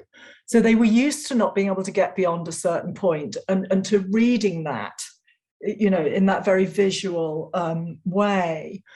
And one of the things, I don't know if this really connects to your question, Naomi, but it makes me think of the way that when you take a lock apart, they're engraved on the inside, and the bits that only the locksmith will see are engraved in quite extraordinary ways. I didn't have time to really go into that, but there's a sense that, you know, in all of these surfaces, there is something to be read, and there are conventions of that reading and that legibility. Have I answered your question? I'm not sure that I have. I think, no, I think you have. But it's also interesting that the metaphor of reading is, you know, that you can read it without understanding. Reading sort of implies something more than just lacing the letters together and following them through. Yeah, and I do think people developed an ability to read objects in a certain way. So if you picked up a box, you assessed how heavy it was, because that would tell you how much metal there was, how many mechanisms there were, because wood is light. The metal in it is heavy, so you have to pick it up. You know, I really learned that. When you lift something up, you go, oh, okay, there's something going on here. Yeah, not just a simple. Well, in the session before, Nick was talking about, I think it was Houdini and the disappearing elephant, and how 4 people brought the box forward, but 24 people had to take the box away, which indicated that the elephant was there. More questions. I can see all the faces on screen, but you must have millions of things to ask. Just while we were waiting for next question, just try to tack on a mini question in relation to what was said just now. I just wonder whether that sense of there being one layer of display and then hidden layers of display within, and you get more and more privileged as you go in, is that something that might have been naturalized for these people by the structure of architectural space for the court? You go from anteroom further and further in, and that sense of penetrating from glorious surfaces to the epicenter is just something that they keep walking through all the time. Yes, I think that's exactly what's going on, James. Thank you. You put it much better than I did. I think it's very much a normal way of sensing and locating oneself in relation to other and relation to physical space. I mean, in the paper on Pierre Loti, sorry, Vic, I'll call on you in 1 second, but that Gautier was saying that Loti has this house that one can visit now. At every room is a different nationality, and it's all really excessive display. And yet, some of the display is behind a tapestry. You'll have to double display. Victoria, yeah. Can't hear you. Unmute yourself. I am unmuted. The image of the armoire fair being opened, that was Louis XVI, and the disappointment of the Convention. And you were talking about it as just the fact that he kept a secret from the people. I was wondering if the disappointment might also have been from the fact that there wasn't a lot being hidden. And I was thinking there's a Scottish king, John Balliol, I think, way back, he was called Tomb Tabard, which meant empty cupboards or empty wardrobe. And that there was just almost as if the enemy didn't have the substance that they would want him to have. Oh, that's fascinating. Yeah, that's fascinating. Yeah, but quite possibly. I think that's a really interesting observation. Yeah. Because also there was so much space in the image, with the skeleton, and you would have wanted a lot more stuff for that amount of effort. Yeah. Yeah. Well, I guess as an image, it's just a representation of an opening, isn't it? Yeah. Yeah. It was a pretty substantial cupboard by all accounts, concealed in the paneling. So a lot of theatricality around its opening, and yet then, nothing on the inside of the man, perhaps. I wondered if skeleton in the cupboard is a term that originated there, did it? That's a good question. I don't know, Naomi. I don't know. So we have 2 questions in the chat that hopefully people can see. And the first one is from Miriam. I wondered exactly the same thing. Was anybody ever caught and killed? Oh, I wish I could answer. I mean, it's possible that somewhere, there's a Y series in the Archives Nationales, which one of the speakers will know this because it was of the pickpocketing, I think. The speaker who did pickpocketing yesterday, one of them. There are various series of police archives, not indexed. And if a person stronger than I were to go through them, you might find that kind of information, but it's not the kind of research I've done. So I don't know. I've started with the locks. I started working at the Musée Le Secteur Tournelle with their collection a long time ago. And I just was so intrigued by the way the locks performed. And then Mercier's narrative, Mercier's commentary, sort of mobilizes that into this much broader picture of, the police, the law, the crime is what leads the formation of the lock and the formation of the law. And that was the bit that actually I got really interested in. And I'd love to say, yes, there are lots of accounts of people hanging on the door, till the police come. But in a sense, all of this, the theatricality and the performativity of this is sort of not literal. I mean, I just don't know that anybody ever would have got caught in those locks. Were they ever on doors? And were there ever criminals in the houses? Because frankly, if you wanted to bust into a piece of furniture, you're not going to take the mechanism apart. You're going to take an axe and hack the wood apart. So the whole thing is actually operating on a whole different level, I think. Yes. Okay, we have 2 more questions. Jan has asked a question in the chat. Could you say something about the gendered relations of the secret compartments, and also adding that the Armoire de Fer may have been a moment of discovering political secrets? You can see. Yeah, I'm just looking, Jan, at your comments. Gender relations of secret compartments. Well, there were pieces of furniture that appear from the way we understand them and the patterns of ownership to have been mainly not targeted at women. And so the woman's desk and the secretaire also were objects that women could use, and one could argue that those women were empowered by those pieces of furniture because they offered them more control over their possessions. So I think that's one way one might answer that question about gendered relations. I've spoken about the way that the secrets of one gender were accessed by another gender in those marital relationships within the domestic interior, and also through the servants and householders, around which there's lots of things one might say about, safety within the household, safety of maidservants in the household, locks on doors, separated sexes, living with door locks as well as furniture locks. But I think probably the point that might make sense right now is that, particularly for women, these kinds of keys, of course, kept in their pockets. So absolutely directly connecting to the papers around pockets. That's talked about quite a lot, and I should have said so.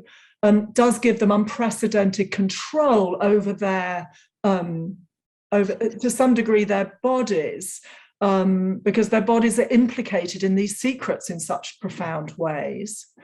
And then the armoire affair, the moment with the betrayal of their own, yes. Sorry, I'm not reading the chat easily, it's jumping a bit. Yes, thank you for that point also.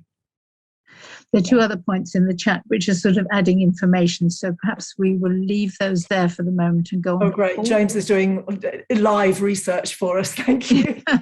And yes, Wild Wild West. Oh, great. I'm fascinated to hear about that. Thank you. Brilliant. Hi, Caroline. Hi. That was a fantastic presentation. Really exciting. One of the things that sort of comes to mind is, on the one hand, there is this emphasis on security, but there's the other aspect, which is the thrill of the secret.